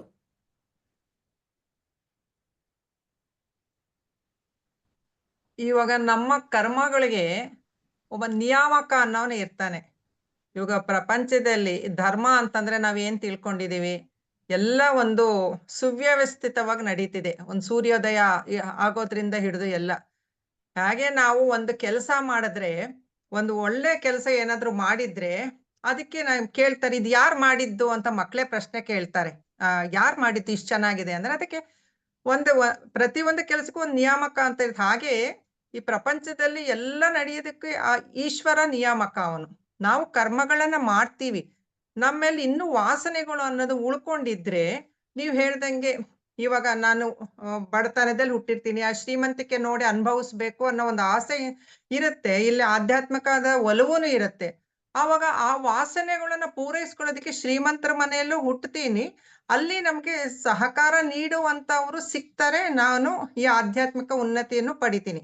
ಇಲ್ಲ ನನಗೆ ಯಾವ ವಾಸನೆಗಳು ಇಲ್ಲ, ಎಲ್ಲ ನನಗೆ ಬರೀ ಇದೊಂದೇ ಬೇಕು, ಆ ಬ್ರಹ್ಮ ಸ್ವರೂಪ ಏನು ಅಂತ ತಿಳ್ಕೊಬೇಕು ಅನ್ನೋದು ಅದೊಂದೇ ಇಷ್ಟ ಇದ್ರೆ, ಅವಾಗ ನೀವು ಹೇಳ್ದಂಗೆ ಗುರೂಜಿ ಮನೆ ಅಂತವ್ರು ಬ್ರಹ್ಮಜ್ಞಾನಿಗಳು ಮನೆಯಲ್ಲೇ ಹುಟ್ಟುತ್ತೀವಿ. ನನಗೆ ತಿಳಿತಿರೋದು ಗುರೂಜಿ ಅವರ ಸ್ಪೀಚಸ್ ಎಲ್ಲ ಕೇಳಿ ಪ್ರತಿಯೊಂದಕ್ಕೂ ಒಬ್ಬ ನಿಯಾಮಕ ಅನ್ನೋದು ಇದ್ದೇ ಇರ್ತಾನೆ. ಗುರೂಜಿ ಅವರು ಒಂದು ಕತೆ ಹೇಳಿದ್ರು, ಈ ಅಪರೋಕ್ಷ ಅನುಭೂತಿ ಹೇಳ್ಬೇಕಾದ್ರೆ ಯಾವಾಗ್ಲೂ ಹೇಳಿದ್ರು. ಧೃತರಾಷ್ಟ್ರ ಕೇಳ್ತಾನಂತೆ ಕೃಷ್ಣನ್ನ, ಯಾಕೆ ನನ್ಗೆ ಕಣ್ಣು 2 ಹೋಗ್ಬಿಟ್ಟಿದೆ ಅಂತ ಅಂದಾಗ ಹೇಳ್ತಾರಂತೆ, ನೀನು 50 ಜನ್ಮದಿಂದೆ ನೀನು ಒಂದು ಸಣ್ಣ ಹುಳಕ್ಕೆ 2 ಕಣ್ಣು ಚುಚ್ಚಿಬಿಟ್ಟಿದೆ, ಅದಕ್ಕೆ ಕಣ್ಣು ಹೋಯ್ತು, ಅದಕ್ಕೆ ನಿನ್ಗೆ ಈ ಜನ್ಮದಲ್ಲಿ ಕಣ್ಣು ಹೋಯ್ತು ಅಂತ. 50 ಜನ್ಮದ ಹಿಂದೆ ನಾನು ಮಾಡಿದ ತಪ್ಪು ಇವಾಗ ಯಾಕೆ ಬಂತು ಅಂತ. ನೋಡು ನೀನು, ಅದಕ್ಕೆ ಇನ್ನೊಂದು ಕತೆ ಹೇಳಿದ್ದಾರೆ ಗುರೂಜಿಯವರು. ಒಂದು ಮರದಲ್ಲಿ ಪಕ್ಷಿಗಳು ಇರುತ್ತೆ, ಎಲ್ಲ ಮರಿಗಳು ಇಟ್ಟು ಹೋಗಿರುತ್ತೆ. ನೀನು ಬೇರೆಯವ್ರಿಗೆ ನೋವು ಕೊಟ್ಟು ಸಂತೋಷ ಪಡೋದು ನಿನ್ ನೇಚರ್ ಆಗಿರುತ್ತೆ. ಮರಕ್ಕೆ ಬೆಂಕಿ ಇಟ್ಟಿದ್ದಕ್ಕೆ ಆ 100 ಮರಿಗಳೆಲ್ಲ ಸತ್ತೋಗ್ಬಿಡುತ್ತೆ, ಸುಟ್ಟೋಗ್ಬಿಡತ್ತೆ. ಆ 100 ಮಕ್ಕಳು ನಿನಗೆ ಆಗೋದಕ್ಕೆ ಇಷ್ಟು ಟೈಮ್ ಹಿಡಿಸ್ತು. ಅದು 2ನೂ ಒಟ್ಟಿಗೆ ಆಗೋದಕ್ಕೆ ಅದ್ಯಾವ್ದೋ ಜನ್ಮದಲ್ಲೇ ಮಾಡಿದ್ದು, ಇದ್ಯಾವ್ದೋ ಜನ್ಮದಲ್ಲಿ ಮಾಡಿದ್ದು, ಅವೆರಡು ಕೂಡಿ ಬರೋದಕ್ಕೆ ಆ ಒಂದು ಟೈಮ್ ಬರೋದಕ್ಕೆ ಇಷ್ಟು ಜನ್ಮಗಳು ಬೇಕಾಯ್ತು ಅಂತ ಭಗವಂತ ಕೃಷ್ಣ ಹೇಳ್ತಾನೆ. ಅಂದ್ರೆ ಪ್ರತಿಯೊಂದು ನಾವು ಒಂದೊಂದು ಜನ್ಮದಲ್ಲಿ ಇದೊಂದೇ ಅಲ್ಲ, ಎಷ್ಟೋ ಜನ್ಮ, ಕೋಟ್ಯಾಂತರ ಜನ್ಮಗಳಿಂದ ನಾವು ಅನೇಕ ಕರ್ಮಗಳು ಮಾಡ್ಕೊಂಡ್ ಬಂದಿರ್ತೀವಿ. ಅದಕ್ಕೆ ಸಂಚಿತ ಕರ್ಮ ಅಂತ ಹೇಳ್ತೀವಿ. ಅದು ಒಂದು ಗೋಡೌನಲ್ಲಿ ಇರುತ್ತೆ. ಆ ಈಶ್ವರ ಅನ್ನೋನು ಆ ಮಿಕ್ಸ್ ಅಂಡ್ ಮ್ಯಾಚ್ ಮಾಡ್ಬಿಟ್ಟು ಈ ಜನ್ಮಕ್ಕೆ ನಮ್ಗೆ ಏನ್ ಬೇಕು, ಕರ್ಮ ಪ್ರಾರಬ್ಧ ಅಂತ ಇದು ಅನುಭವಿಸೋದಕ್ಕೆ ಏನ್ ಬೇಕು ಅಂತ ಅವನು ಕೊಟ್ಟು ಕಳಿಸ್ತಾನೆ. ಅದ್ರ ಪ್ರಕಾರನೇ ನಾವು ಹೋಗ್ಬೇಕು. ನಮ್ಗೆ ಕೆಲ್ಸ ಕರ್ಮಣ್ಯವಾದಿ ಕಾರಸ್ತೆ ಮಾ ಫಲೇಶು ಕದಾಚ, ನಮ್ ಕರ್ಮ ಮಾಡಕ್ ಮಾತ್ರ ಅಧಿಕಾರ ಇದೆ, ಫಲ ಕೊಡೋದು ಅವನ ಕೈಯಲ್ಲಿದೆ ಅಂತ ಹೇಳ್ತಾರೆ ನೋಡಿ. ಆದ್ರಿಂದ ನಮ್ಮ ಕೈಯಲ್ಲಿ ಏನು ಇಲ್ಲ. ನಾವು ಏನು ಕೊನೆ ಸಾಯೋ ಟೈಮಲ್ಲಿ ಏನ್ ಇಚ್ಛೆ ಇದೆಯೋ ಅದೇ ಆಗಿ ಹುಟ್ಟುತ್ತೀವಿ ಅಂತಾನು ಭಗವಂತ 8ನೇ ಅಧ್ಯಾಯದಲ್ಲೇನೋ ಹೇಳ್ತಾರೆ. ಆದ್ರಿಂದ ಅದನ್ನ ಕೊಡೋದು ಮಾಡೋದು ಎಲ್ಲ ನಿಯಾಮಕನಾದ ಆ ಈಶ್ವರನ ಕೈಲೇ ಇರೋದು ಅಂತ ಹೇಳ್ತೀವಿ. ಬಟ್ ಇದೆಲ್ಲ ನಾವ್ ಏನ್ ಯೋಚನೆ ಮಾಡಿದ್ರು ಇದೆಲ್ಲ ಪ್ರಾಪಂಚಿಕದ್ದೇ ಆಗತ್ತೆ. ಇದು ಯಾವುದು ನಮ್ಮ ಸ್ವರೂಪಕ್ಕೆ ಸಂಬಂಧಪಟ್ಟಿದ್ದೇ ಅಲ್ಲ. ಇದ್ರ ಬಗ್ಗೆ ನನಗನ್ಸುತ್ತೆ ಗುರೂಜಿ ಹೇಳಿದ್ದಾರೆ, ಎಷ್ಟು ಬೇಕೋ ಅಷ್ಟೇ ತಗೊಂಡು ಮುಖ್ಯವಾಗಿ ನಮ್ದೇನು ಅದ್ವೈತ ಚಿಂತನೆ ಅದಕ್ಕೆ ಹೆಚ್ಚು ಪ್ರಾಮುಖ್ಯತೆ ಕೊಡ್ಬೇಕು ಅಂತ ಅನ್ಸುತ್ತೆ. ಇದು ಒಬ್ಬೊಬ್ರು ಒಂದೊಂಥರ ಹೇಳ್ತಾ ಹೋಗ್ತಾರೆ. ಇದು ಕ್ಲಾರಿಟಿ ಯಾರಿಗೂ ಸಂಪೂರ್ಣ ಕೊಡೋದಕ್ಕೆ ಆಗೋದಿಲ್ಲ. ಯಾಕೆಂದ್ರೆ ಇದಕ್ಕೆ ಜ್ಞಾನಿಗಳು ಇಂಪಾರ್ಟೆನ್ಸ್ ಅಷ್ಟು ಕೊಟ್ಟಿಲ್ಲ ಅಂತ ನನಗೆ ಅನಿಸಿದ್ದು ಹೇಳ್ತಿದ್ದೀನಿ. ಇದರಲ್ಲಿ ಸರಿ ಎಷ್ಟು ಹೇಳಿದ್ರೆ ತಪ್ಪೆಷ್ಟ ಗೊತ್ತಿಲ್ಲ, ಮೇಡಮ್ ಅವರೇ ಹೇಳ್ಬೇಕಷ್ಟೆ. ನನಗೆ ನೀವು ಹೇಳಿದ ಪ್ರಶ್ನೆ ನನ್ಗೆ ಅರ್ಥ ಯಾವ ತರ ಆಯ್ತು ನನಗೆ ಅದಕ್ಕೆ ಉತ್ತರ ಹೇಳಿದ್ದೀನಿ. ಅಲ್ಲ, ಅವರು ಎಲ್ಲ ಇವಾಗ ನಾವೊಂದು ಕರ್ಮಗಳು ಹೀಗೆ ತಗೊಂಡ್ ಬರ್ತೀವಲ್ಲ, ಅದು ಎಲ್ಲಾನು ನಾವೆಲ್ಲ ಬಂದಿದೀವಲ್ಲ, ಅದೆಲ್ಲ ನಮ್ದೆಲ್ಲ ಒಂದಕ್ಕೊಂದಕ್ಕೆ ಸಂಬಂಧ ಇರುತ್ತಾ ಅನ್ನೋ ರೀತಿ ನಾನು ಕೇಳಿದ್ದು. ಲೋಕೇಶ್? ಹೌದು ಮೇಡಮ್, ಹೌದು ಹೌದು. ಇವಾಗ ಈಗ ನೋಡಿ, ನಾವು ಇಲ್ಲಿ ಇಷ್ಟು ಜನ ಬಂದ್ ಇಲ್ಲಿ ಕ್ಲಾಸಲ್ಲಿ ಕೂತ್ಕೊಂಡಿದೀವಿ. ಈಗ ಬೇರೆಯವರು ಬರ್ಬೋದಾಗಿತ್ತು, ಬೇರೆಯವ್ರು ಬಂದಿಲ್ಲ. ಇವಾಗ ನಾನು ಇವತ್ತು ಆಕ್ಚುಲಿ ಇನ್ನೂ 2-3 ಜನಕ್ಕೆ ಲಿಂಕ್ ಕಳಿಸಿದ್ದೆ, ಅವ್ರಿಗೆ ಬರ್ಲಿಲ್ಲ. ಅವರು ಅಂದ್ರೆ ಇವತ್ತಿಂದ ತಗೊಂಡ್ರೆ ಹೇಳೋದು ಅಂದ್ರೆ ಇದು ಪ್ರತಿಯೊಂದೂ ಇಲ್ಲಿ ವ್ಯಷ್ಟಿ ಸಮಷ್ಟಿ. ಇವಾಗ ಎಷ್ಟೋ ಸರ್ತಿ ಹೇಳ್ತಾರೆ ನೋಡಿ, ಈಗ ಒಬ್ಬ ಜೀವನ್ ಮುಕ್ತ ಅವನು ಮತ್ತೆ ಹುಟ್ಟಿ ಬರೋ ಅಂತಹ ಪ್ರಮೇಯ ಇಲ್ಲ ಅವನ ದೇಹ ಬಿದ್ದ ಮೇಲೆ. ಆದ್ರೆ ಎಷ್ಟೋ ಸರ್ತಿ ಹುಟ್ಟಿ ಬರಬೇಕಾಗತ್ತೆ. ಯಾಕೆ ಅಂದ್ರೆ ಈ ಸಮಷ್ಟಿ ವಾಸನೆಯಿಂದ ಅಂತ ಹೇಳ್ತಾರೆ. ಅಂದ್ರೆ ಇದು ತಹತಹಸ್ತಾ ಇರುತ್ತೆ. ಈ ಭೂಮಿಯಲ್ಲಿ ಇರುವಂಥ ಈ ಜೀವಿಗಳು ಒದ್ದಾಡ್ತಾ ಇರುತ್ತವೆ ಮುಕ್ತಿಗೋಸ್ಕರ. ಗೊತ್ತಿಲ್ಲ ಮುಕ್ತಿಗೋಸ್ಕರ ಅಂತ ಅವಕ್ಕೆ, ಒಟ್ಟಲ್ಲಿ ಈ ದುಃಖದಿಂದ ಪಾರಾಗೋದಕ್ಕೆ ಏನೋ ಒಂದು ಹುಡ್ಕೊಂಡು ಹೋಗ್ತಾ ಇರುತ್ತೆ. ಹಾಗಾಗಿ ಎಳೆಯುತ್ತೆ ಅವನ್ನ, ಆ ಜೀವನ್ ಮುಕ್ತನ, ಅಂದ್ರೆ ಆ ಪರಬ್ರಹ್ಮನ. ಅವನು ಬರ್ಬೇಕು, ಗುರುವಾಗಿ ಬಂದ್ರೆ ತಾನೇ ಇವಕ್ಕೆ ಮುಕ್ತಿ ಸಿಗೋದು, ಇವಕ್ಕೆ ಅವನ ಅರ್ಥೈಸೋದು. ಹಾಗಾಗಿ ಇದು ಎಲ್ಲ ಒಂದಕ್ಕೊಂದಕ್ಕೆ ಕನೆಕ್ಟೆಡ್. ಖಂಡಿತವಾಗ್ಲು ನಾವೆಲ್ಲರೂ ಒಬ್ರಿಗೊಬ್ರಿಗೆ ಕನೆಕ್ಟೆಡ್. ಇಡೀ ಪ್ರಪಂಚ ಒಬ್ರಿಗೊಬ್ರಿಗೆ ಸಂಬಂಧಪಟ್ಟಿರುವಂಥದ್ದೇನು, ಅದರಲ್ಲಿ ಏನು ಸಂಶಯ ಏನಿಲ್ಲ. ಆಮೇಲೆ ಆಶಾ ಅವ್ರು ಹೇಳಿದ ಹಾಗೆ ಇವಾಗ ಈ ಕರ್ಮದ ಬಗ್ಗೆ ತುಂಬಾ ಚರ್ಚೆ ಮಾಡಿದಾಗ ಅಫ್ಕೋರ್ಸ್ ಬೇರೆ ಬೇರೆ ಎಲ್ಲ ಉದಾಹರಣೆಗಳಿದೆ. ನೀವು ಹೇಳಿದ್ದು ಹೌದು, ಗುರುಗಳು ಅದನ್ನ SK ಟಾಕ್ಸ್ ಅಲ್ಲಿ ಕೊಟ್ಟಿದ್ದಾರೆ ವಿವರಣೆ. ಏನು ಅಂದ್ರೆ ನಮ್ಮ ಕರ್ಮವನ್ನ ನಾವೇ ಚೂಸ್ ಮಾಡ್ತೀವಿ. ನಾವು ಸಾಯೋ ಸಮಯದಲ್ಲಿ ನಮಗೆ ಎಲ್ಲ ಹಿಂದಿನ ಜನ್ಮಗಳು ತೆರ್ಕೊಳ್ಳುತ್ತವೆ. ಎಷ್ಟೋ ನಿಯರ್ ಡೆತ್ ಎಕ್ಸ್ಪೀರಿಯನ್ಸ್ ಅಲ್ಲೂ ಅದನ್ನೆಲ್ಲ ಹೇಳ್ತಾರೆ, ಬಟ್ ನಾವು ಅದನ್ನೆಲ್ಲ ತುಂಬಾ ಡೀಟೇಲ್ ಆಗಿ ತಗೊಳ್ಳೋದು ಬೇಡ. ಇದನ್ನ ಗುರುಗಳು ಹೇಳಿರೋದನ್ನ ತಗೋಬಹುದು. ಆ ಸಾಯೋ ಸಮಯದಲ್ಲಿ ನಮ್ಮ ಹಿಂದಿನ ಎಲ್ಲ ಜನ್ಮಗಳು ತೆರ್ಕೊಳ್ಳುತ್ತೆ. ಹಾಗೆ ತೆರ್ಕೊಂಡಾಗ ಆ ಜೀವಿ ಅವನು ಡಿಸೈಡ್ ಮಾಡ್ತಾನೆ, ಓ ನೆಕ್ಸ್ಟ್ ಜನ್ಮದಲ್ಲಿ ಯಾವ ಕರ್ಮಗಳನ್ನ ನಾನು ತಗೊಂಡು ಹೋಗಿ ಅದನ್ನ ಫುಲ್ಫಿಲ್ ಮಾಡಬೇಕು. ಯಾಕಂದ್ರೆ ಎಷ್ಟೋ ಕೆಲವನ್ನೆಲ್ಲ ಇವನಿಗೆ ಕೊಡೋದಿರುತ್ತೆ, ತಗೊಳ್ಳೋದಿರುತ್ತೆ ಬೇರೆಯವರಿಂದ, ಇದೆಲ್ಲ ಇರುತ್ತಲ್ಲ.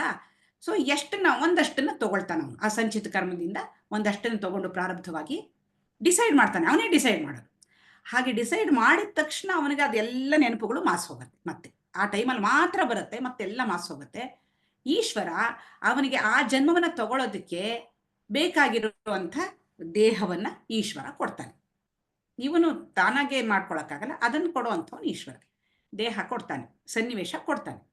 ಇವನಲ್ಲಿ ಬಂದು ಇವನ್ನೆಲ್ಲ ಕರ್ಮಗಳನ್ನ ಮತ್ತೆ ಮಾಡ್ತಾ ಹೋಗ್ತಾನೆ. ಹಾಗಾಗಿ ಹೇಳೋದು, ನಾವು ದೇವರನ್ನು ಬೈಯೋ ಹಂಗೇ ಇಲ್ಲ. ನಮ್ಮ ಕರ್ಮಕ್ಕೆ ನಾವೇ ಜವಾಬ್ದಾರಿ. ನಾವು ಏನೇ ಒಳ್ಳೇದು ಏನೇ ಕೆಟ್ಟದ್ದು ನಮಗ್ ಬರ್ತಾ ಇದೆಯೋ ಅದಕ್ಕೆ ನಾವೇ ಜವಾಬ್ದಾರಿ. ಎಲ್ಲ ಪ್ರಾರಬ್ಧವೂ ಬರ್ತಾ ಹೋಗುತ್ತೆ. ಬಂದಿದ್ದ ಪ್ರಾರಬ್ಧವನ್ನ ನಾನು ಯಾವ ದೃಷ್ಟಿಯಿಂದ ನೋಡ್ತೀನಿ, ನಾನು ಅದಕ್ಕೆ ಯಾವ ರೀತಿ ವರ್ತಿಸ್ತೀನಿ, ಅದರ ಮೇಲೆ ಮತ್ತೆ ನನ್ನ ಕರ್ಮಗಳು ಮುಂದಕ್ಕೆ ಮಲ್ಟಿಪ್ಲೈ ಹಾಕೊಂಡು ಹೋಗುತ್ತೆ. ನಾನು ಯಾರೋ ಒಬ್ರು ಬಂದು ನನಗೆ ತೊಂದರೆ ಮಾಡಿದಾಗ ನಾನು ಅವರನ್ನು ದ್ವೇಷಿಸಿ ಅವ್ರಿಗೆ ಇನ್ನೇನಾದ್ರು ಅವ್ರ ಮೇಲೆ ಸೇಡ್ ತೀರಿಸ್ಕೋಬೇಕು ಅಂತ ಮಾಡ್ತಾ ಹೋದ್ರೆ ನನ್ನ ಪಾಪದ ಮೂಟೆ ಜಾಸ್ತಿ ಆಗ್ತಾ ಹೋಗುತ್ತೆ. ಅದ್ರ ಬದಲು ನಾನು ಇದು ನನ್ನ ಕರ್ಮದಿಂದಲೇ ಬಂದಿದೆ, ಇವರು ನನ್ನ ಕರ್ಮದಿಂದ ಬಂದಿರುವಂಥ ಒಬ್ಬ ನಿಮಿತ್ತ ಮಾತ್ರದ ವ್ಯಕ್ತಿ, ಇವ್ರ ಮೇಲೆ ನಾನು ದ್ವೇಷ ಸಾಧಿಸೋದು ಬೇಡ. ಕೆಲವು ಸಂದರ್ಭಗಳಲ್ಲಿ ಅದಕ್ಕೆ ಆಕ್ಷನ್ ತಗೋಬೇಕಾಗಿರುತ್ತೆ. ಹಂಗಂತ ಹೇಳಿ ಯಾರೇ ಬಂದು ಏನೇ ಮಾಡಿದ್ರು ಸುಮ್ಮನೆ ಕೂತ್ಕೊಂಡೆ ಅಂತ ಆಗಲ್ಲ.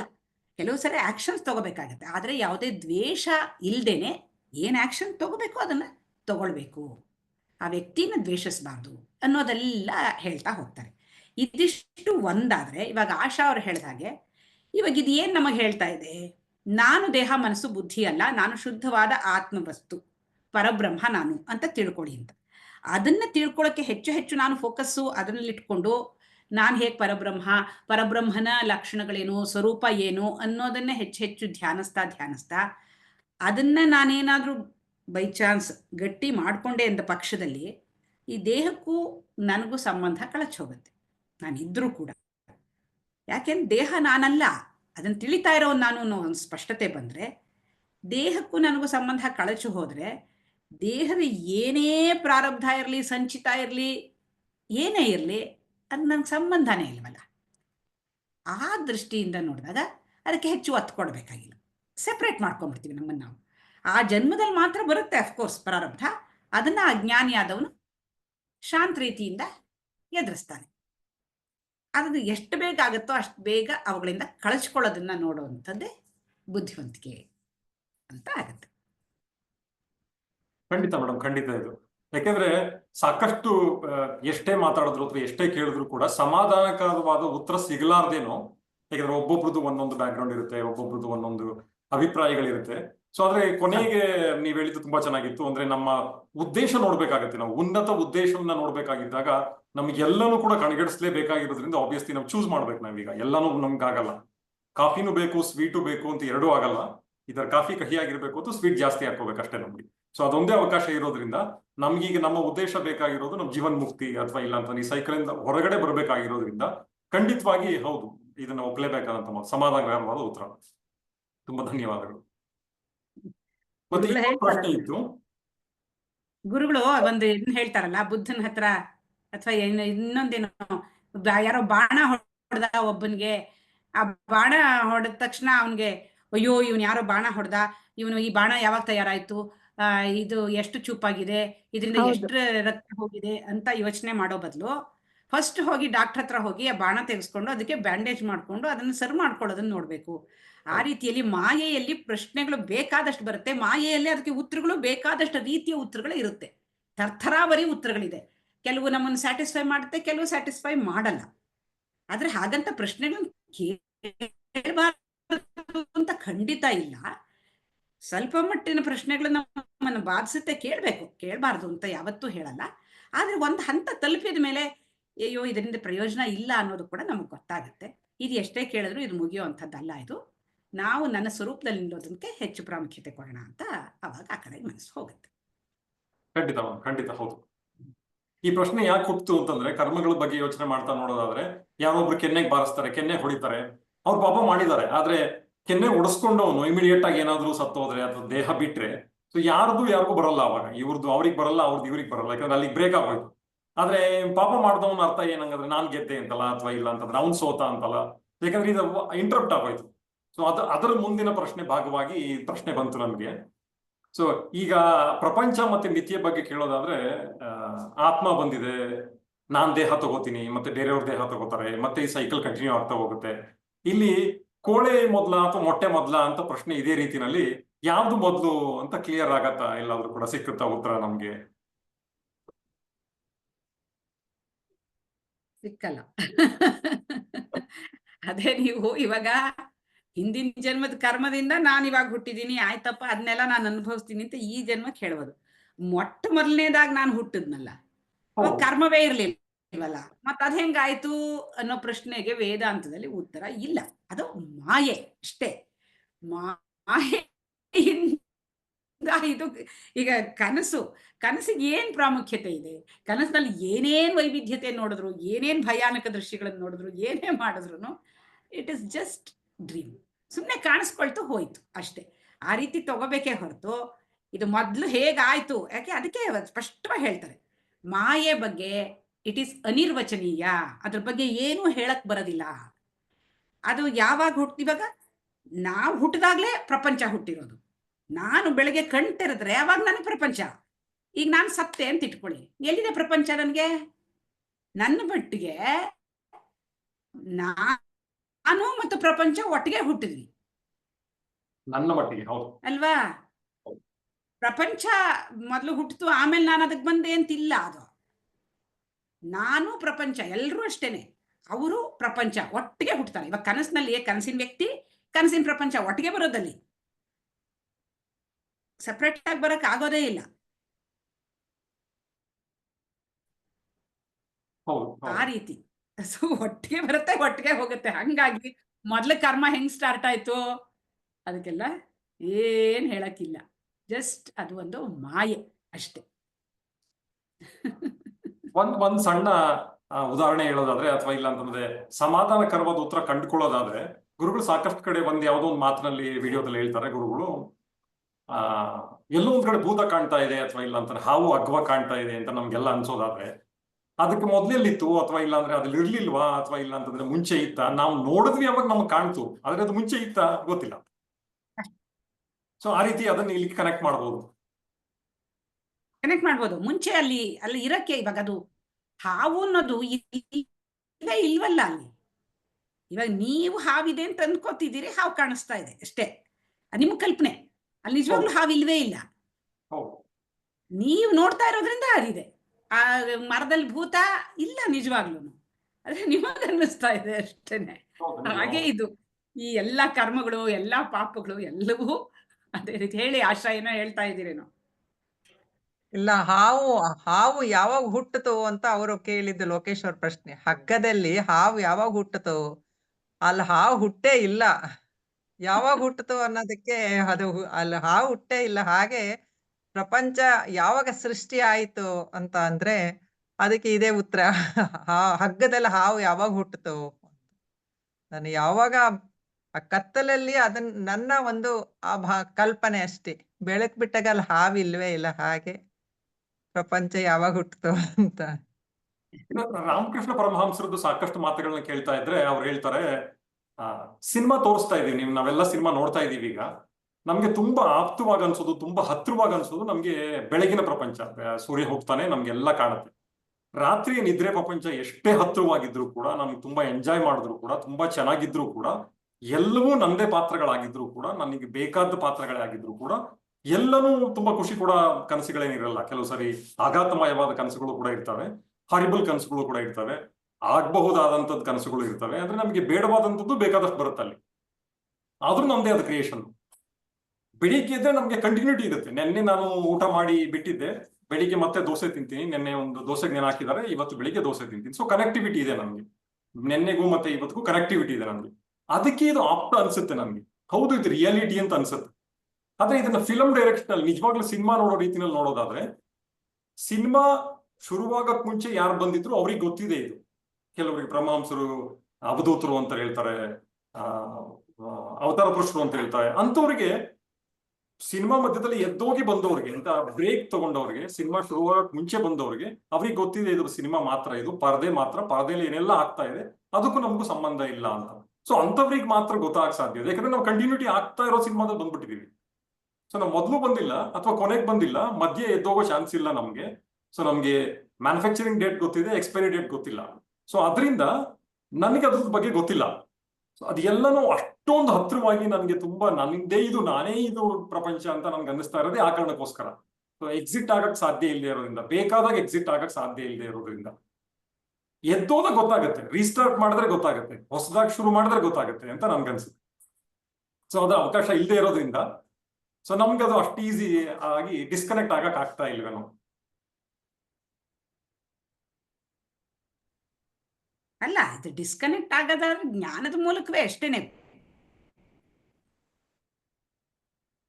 ಗುರುಗಳ ಮೂಲಕ ಜ್ಞಾನ ಪಡ್ಕೊಂಡೇ ಮಾಡ್ಕೋಬೇಕೇ ಹೊರತು ಇನ್ ಬೇರೆ ಏನು ದಾರಿ ಇಲ್ಲ ಇದಕ್ಕೆ. ಅವತಾರ ಪುರುಷರು ಅವ್ರು ಬಂದ್ರು, ಅವರು ಹೇಳಿದ್ದು ಇದನ್ನೇನೆ, ನಿಮ್ಗೆ ನೋಡಪ್ಪ ಈ ತರ ಇದೆ ಅಂತಾನೆ ಅವ್ರು ಹೇಳ್ತಾ ಇದ್ದಾರೆ. ಪ್ರತಿಯೊಬ್ರು ಯಾರ್ಯಾರು ಜ್ಞಾನಿಗಳಿದ್ರೋ ಎಲ್ಲರೂ ಸ್ಪಷ್ಟವಾಗಿ ಹೇಳ್ತಾ ಇದ್ದಾರೆ, ಇದು ಮಿಥ್ಯಾ, ಇದಕ್ಕೆ ಹಿಂದೆ ಹೋಗ್ಬೇಡಿ. ಕಂಟಿನ್ಯೂಟಿ ಕಾಣ್ತಾ ಇದೆ ನಿಜ. ಇವಾಗ ಕನಸಲ್ಲೂ ಎಷ್ಟೋ ಸರ್ತಿ ಅದ ಕನಸಿನಲ್ಲೇನೆ ಮದುವೆನೂ ಆಗುತ್ತೆ, ಮಕ್ಕಳು ಆಗುತ್ತೆ, ಇನ್ನೊಂದು ಆಗುತ್ತೆ, ಮತ್ತೊಂದು ಆಗುತ್ತೆ. ಒಂದು ½ ಕನಸಲ್ಲಿ ಫುಲ್ ಜನ್ಮನೇ ಆಗೋಗ್ಬಿಡುತ್ತೆ. ಅಲ್ಲೂ ಕಂಟಿನ್ಯೂಟಿ ಇದ್ದಾಗ ಅನ್ಸುತ್ತೆ ಅವಾಗ, ಅಲ್ವಾ? ಆ ಥರನೂ ಆಗೋ ಚಾನ್ಸಸ್ಸು ಇದೆ. ಹಾಗಾಗಿ ಅದಷ್ಟೇ ಜ್ಞಾನ. ಅಂದ್ರೆ ಕನಸಿಂದ ಎಚ್ಚರ ಆಗಿರುತ್ತೆ, ಇಲ್ಲಿ ಎಚ್ಚರ ಆಗ್ಬೇಕು. ಎಚ್ಚರ ಆಗೋದು ಅಂದ್ರೆ ಜ್ಞಾನ ದೃಢ ಆಗೋದು ಅಷ್ಟೇ. ಎಚ್ಚರ ಆದ್ಮೇಲೆ ಆ ಕನಸು ಸುಳ್ಳು ಅಷ್ಟೇ. ಕನಸಿನಲ್ಲಿ ಕಂಟಿನ್ಯೂಟಿ ಇಲ್ಲ ಅಂತ ಹೇಳ್ತಿರೋದು ಯಾರು? ಎಚ್ಚರಕ್ಕೆ ಬಂದ್ಮೇಲೆ ಎಚ್ಚರದ ನಾನು ಅನ್ನೋನು ಕನಸಲ್ಲಿ ಕಂಟಿನ್ಯೂಟಿ ಇಲ್ಲ ಅಂತ ಹೇಳ್ತಿದ್ದಾನಷ್ಟೇ. ಇವನು ಅಲ್ಲಿ ಹೋಗೇ ಇಲ್ಲ. ಇವನು ಎಚ್ಚರದ ಈ ಪ್ರಮಾತೃ ನಾನು ಅನ್ನೋನು ಕನಸಿಗೆ ಹೋಗೇ ಇಲ್ಲ. ಕನಸಿನಲ್ಲಿದ್ದಾಗ ಕನಸಿನ ಪ್ರಮಾತೃ ಪ್ರಕಾರ ಅದು ಎಲ್ಲ ಸರಿಯಾಗಿ ನಡೀತಾ ಇದೆ, ಅದ್ರಲ್ಲೂ ಅಲ್ಲಿ ಕಂಟಿನ್ಯೂಟಿ ಇದೆ. ಇಲ್ಲಿ ಹೇಳ್ತಿರೋದೇನು? ಎಚ್ಚರಕ್ಕೆ ಬಂದ್ಮೇಲೆ ಇವನು ಹೇಳ್ತಿರೋದು, ಓ ಕನಸಲ್ಲಿ ಕಂಟಿನ್ಯೂಟಿನೇ ಇಲ್ಲಿಲ್ಲ, ಎಚ್ಚರದಲ್ಲಿ ಯಾಕೆಂದ್ರೆ ಇವನು ಎಚ್ಚರನ ಅಭಿಮಾನಿಸಿರ್ತಾನೆ. ಇವನು ಅಲ್ಲಿ ಅವ್ನು ಹೋಗೇ ಇಲ್ಲ. ಅಲ್ಲಿನ ದೇಶ ಕಾಲ ಎಲ್ಲ ಬೇರೆ, ಇಲ್ಲಿನ ದೇಶ ಕಾಲನೇ ಬೇರೆ. ಇವನು ಇದಕ್ಕೆ ಕಂಪೇರ್ ಮಾಡ್ಕೊಂಡು ಅದನ್ನ ಇವನ್ ಪ್ರಕಾರ ಹೇಳ್ತಿದ್ದಾನೆ. ಇವನು ಹೋಗಿ ನೋಡೇ ಇಲ್ಲ, ಇವನು ಸುಳ್ಳುಗಾರ ಅಂತ ಹೇಳ್ಬೋದು. ಅಲ್ಲಿ ಪ್ರಕಾರ ಅಲ್ಲಿ ಸರಿನೇ ಇದೆ, ಇಲ್ದಿದ್ರೆ ನಾವ್ ಯಾಕೆ ಎದುರ್ತಿದ್ವಿ, ಹೊಡ್ತಿದ್ವಿ. ಇವನು ಅಲ್ಲಿ ಹೋಗಿಲ್ಲ, ನೋಡಿಲ್ಲ, ಇವನು ಹೇಳ್ತಿದ್ದಾನೆ ಹೀಗಾಯ್ತು ಅಂತ ಅನ್ಬಿಟ್ಟು. ಅಲ್ಪ ಸ್ವಲ್ಪ ನೆನಪಿಂದ್ರಿಂದ ಇವನ್ ಪ್ರಕಾರ ಅಲ್ಲಿ ನಡೆದಿದ್ದೆ ಏನೋ ಇದೆ, ಇವನ್ ಪ್ರಕಾರ ಅಲ್ಲೇನೋ ಒಂದ್ ಪಿಕ್ಚರ್ ಇದ್ರೆ ಎಚ್ಚರದ ಇವನ್ ನೋಡಿರೋ ಪಿಕ್ಚರ್ಗೆ ಅದನ್ನ ಕಂಪೇರ್ ಮಾಡ್ಕೊಂಡು ಇವನ್ ಹೇಳ್ತಿದ್ದಾನೆ ಹೊರ್ತು ಇವನ್ ಅಲ್ಲಿ ಹೋಗೇ ಇಲ್ಲ. ಎಂಟೈಲಿ ಗುರೂಜಿ ಅವ್ರು ಹೇಳ್ತಾರೆ, ಕನಸಿನ ಸ್ವಪ್ನ ಪ್ರಪಂಚನೇ ಬೇರೆ, ಸ್ವಪ್ನದಲ್ಲಿ ಇರೋರೇ ಬೇರೆ, ಇಲ್ಲಿ ಎಚ್ಚರ ಜಾಗೃತ ಅವಸ್ಥೆ ಇರೋರೇ ಬೇರೆ. ಇದಕ್ಕೂ ಅದಕ್ಕೂ ಒಂದು ಕೂದಲೆಳೆಯಷ್ಟು ಇದು ಕನೆಕ್ಷನ್ನೇ ಇಲ್ಲ, ಎಂಟೈಲಿ ಡಿಫ್ರೆಂಟ್. ಹಾಗಿದ್ದಾಗ ಇವನ್ ಹೇಳ್ತಾನೆ ಕಂಟಿನ್ಯೂಟಿ ಇಲ್ಲ ಅಂತ ಅನ್ಬಿಟ್ಟು. ಅದು ಗೊತ್ತೇ ಇಲ್ಲ, ಅಲ್ಲೂ ಇದೆ ಅಂತ. ಅಲ್ಲಿದ್ದಾಗ ಅದೇ ಸತ್ಯ, ಇಲ್ಲಿದ್ದಾಗ ಇದು ಸತ್ಯ. ಆದ್ರಿಂದ ಎರಡಕ್ಕೂ ಒಂದೇ ಸ್ಥಾನ. ಕನಸು ಎಚ್ಚರ ಎರಡೂನು ಯಾವ್ದು ಹೆಚ್ಚಲ್ಲ ಕಮ್ಮಿ ಇಲ್ಲ, ಎರಡೇ ಅವಸ್ಥೆ.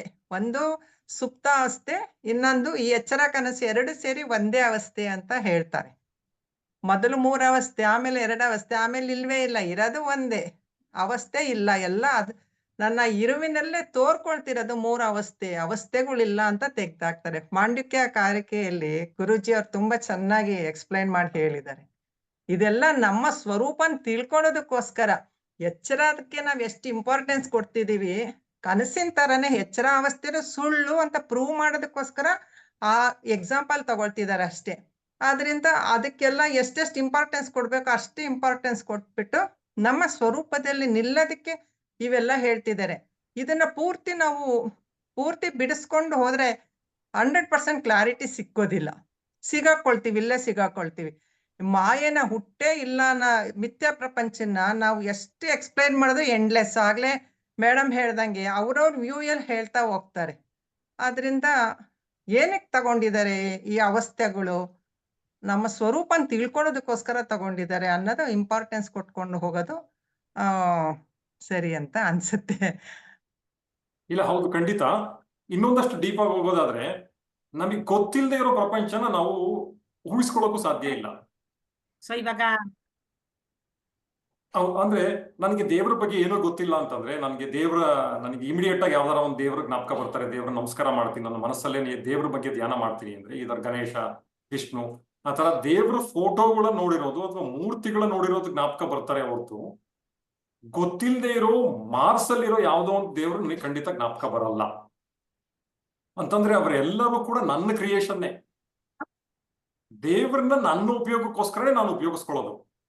ಖಂಡಿತ ಅಂದ್ರೆ ನಾನೇ ದೇವರ ಶಿಲ್ಪಿ ಆಗೋದು, ನಾನೇ ಚಿತ್ರ ಬರೆಯೋದು, ಆ ದೇವರನ್ನ ನನಗೆ ಬೇಕಾದ ರೀತಿನಲ್ಲೇ ಅಂದ್ರೆ ಎಕ್ಸ್ಪೀರಿಯನ್ಸ್ ಮಾಡೋದು, ಕಂಡುಕೊಳ್ಳೋದು ಅಥವಾ ನಮಸ್ಕಾರ ಮಾಡೋದು, ಬಾಗೋದು, ತಗ್ಗೋದು ಎಲ್ಲ ಕೂಡ ನನಗ್ ಬೇಕಾದ ರೀತಿನಲ್ಲೇ. ಅಂದ್ರೆ ಕನಸುಗಳನ್ನು ಕೂಡ ಗೊತ್ತಿಲ್ಲದೆ ನಾವು ಮಾಡಲ್ಲ. ಅಂತಂದ್ರೆ ನಮ್ಗೆ ಯಾರು ಸ್ಪೆಷಲ್ ಕ್ಯಾರೆಕ್ಟರ್ಗಳು ಬರಲ್ಲ. ಅಲ್ಲಿ ಯಾವುದೋ ಮೂವಿಲಿ ನೋಡಿರ್ತೀವಿ ಅಥವಾ ಕೆಲವು ಸರಿ ಮರ್ತೋಗಿರುತ್ತೆ, ಅಲ್ಲಿ ಬರುತ್ತೆ. ಅಥವಾ ಯಾವಾಗ್ಲೂ ನೋಡಿರ್ತೀವಿ, ನಮ್ ಸುಪ್ತ ಮನಸ್ಸಿನಲ್ಲಿ ರೆಕಾರ್ಡ್ ಆಗಿರುತ್ತೆ, ಅದಲ್ಲಿ ಬರುತ್ತೆ. ಸೊ ಆದ್ರೆ ಎಲ್ಲಿಂದಲೂ ಇಲ್ಲದೆ ಇರುವಂತದ್ದು, ಕಾಣದೇ ಇರುವಂತದ್ದು, ಎಕ್ಸ್ಪೀರಿಯನ್ಸ್ ಆಗಿಲ್ಲದೆ ಇರುವಂತದ್ದು, completely out of the world ಬರಲ್ಲ. ಕನಸಿನಲ್ಲಿ ಎಲ್ಲಾ ಸಾಧ್ಯತೆಗಳು ಎಲ್ಲ ಇದೆ. ಸಾಧ್ಯತೆ ಕೆಲವು ಖಂಡಿತ. ನಾವ್ ಎಕ್ಸ್ಪೀರಿಯನ್ಸ್ ಮಾಡೋದು ಬರುತ್ತೆ, ಕೆಲವು ನಮ್ಗೆ ಎಕ್ಸ್ಪೀರಿಯನ್ಸ್ ಅಲ್ಲೇ ಇಲ್ಲದೆ ಇರುವಂತಹದ್ದು ಬರುತ್ತೆ, ಹೌದು, ಕೆಲವು ಸರಿ ಅದು ಇದು ಎರಡು ಸೇರಿರುವಂತಹದ್ದು ಬರುತ್ತೆ. ಹಿಂಗೆ ಬರುತ್ತೆ ಅಂತ ಏನು ಹೇಳಕ್ಕೂ ಬರಲ್ಲ ಅದು. ನಿಜ, ಹೌದು. ಕೆಲವು ಸರಿ ಅತೃಪ್ತ ಆಸೆಗಳು ಬರ್ತಾವಂತೆ. Okay. ಹೌದು, ಕೆಲವರು ಹೇಳ್ತಾರೆ ದೊಡ್ಡವರು, ಅತೃಪ್ತ ಆಸೆ, ನನ್ಗೆ ಕ್ರಿಕೆಟರ್ ಆಗ್ಬೇಕಾಗಿತ್ತು, ಆಗ್ಲಿಲ್ಲ, ಆದ್ರೆ ನಾನು ಕನಸಲ್ಲಿ ಕ್ರಿಕೆಟರ್ ಆಗ್ತೀನಿ. ಕನಸಲ್ಲಿ ನಾನು ನನ್ನ ಅತೃಪ್ತ ಆಸೆಗಳನ್ನ ತೀರಿಸ್ತೀನಿ, ಕ್ರಿಕೆಟರ್ ಆಗಿ ನಾನು ಬ್ಯಾಟ್ಸ್ಮನ್ ಆಗ್ತೀನಿ, ಸಚಿನ್ ತರ ಆಗ್ತೀನಿ. ಸೊ ಒಂದಷ್ಟು ಆಸೆಗಳಲ್ಲಿ ಕಮ್ಮಿ ಆಗುತ್ತೆ, ತೀರ್ಕೊಳ್ಳುತ್ತೆ ನಮ್ಗೆ.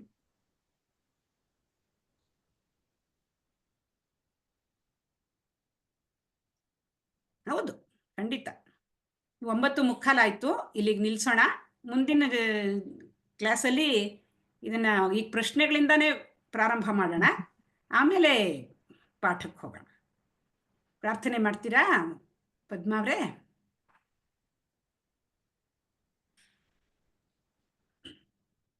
ಓಂ ಅಸತೋ ಮಾ ಸದ್ಗಮಯ ತಮಸೋ ಮಾ ಜ್ಯೋತಿರ್ಗಮಯ ಮೃತ್ಯೋರ್ಮಾ ಅಮೃತಂಗಮಯ.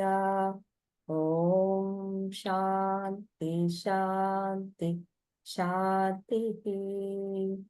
ಓಂ ಪೂರ್ಣಮದ ಪೂರ್ಣಮಿದಂ ಪೂರ್ಣಾತ್ ಪೂರ್ಣಮುದಚ್ಯತೆ ಪೂರ್ಣಸ್ಯ ಪೂರ್ಣಮಾದಾಯ ಪೂರ್ಣಮೇವಾವಶಿಷ್ಯತೆ. ಓಂ ಶಾಂತಿ ಶಾಂತಿ ಶಾಂತಿ. ನಾನೆಂಬುದು ನಾನಲ್ಲ, ಈ ದೇಹ ಮನ ಬುದ್ಧಿ ನಾನಲ್ಲ, ಸಚ್ಚಿದಾನಂದಾತ್ಮ ಶಿವ ನಾನೇ. ಶಿವೋಹಂ ಶಿವೋಹಂ ಶಿವೋಹಂ. ಅಂತರ್ಜ್ಯೋತಿಃ ಬಹಿರ್ಜ್ಯೋತಿಃ ಪ್ರತ್ಯಗ್ಜ್ಯೋತಿಃ ಪರಾತ್ಪರಾ. ಜ್ಯೋತಿರೇವ ಜ್ಯೋತಿ ಸ್ವಯಂ ಜ್ಯೋತಿ ಆತ್ಮಜ್ಯೋತಿ ಶಿವೋಸ್ಮ್ಯಹಂ.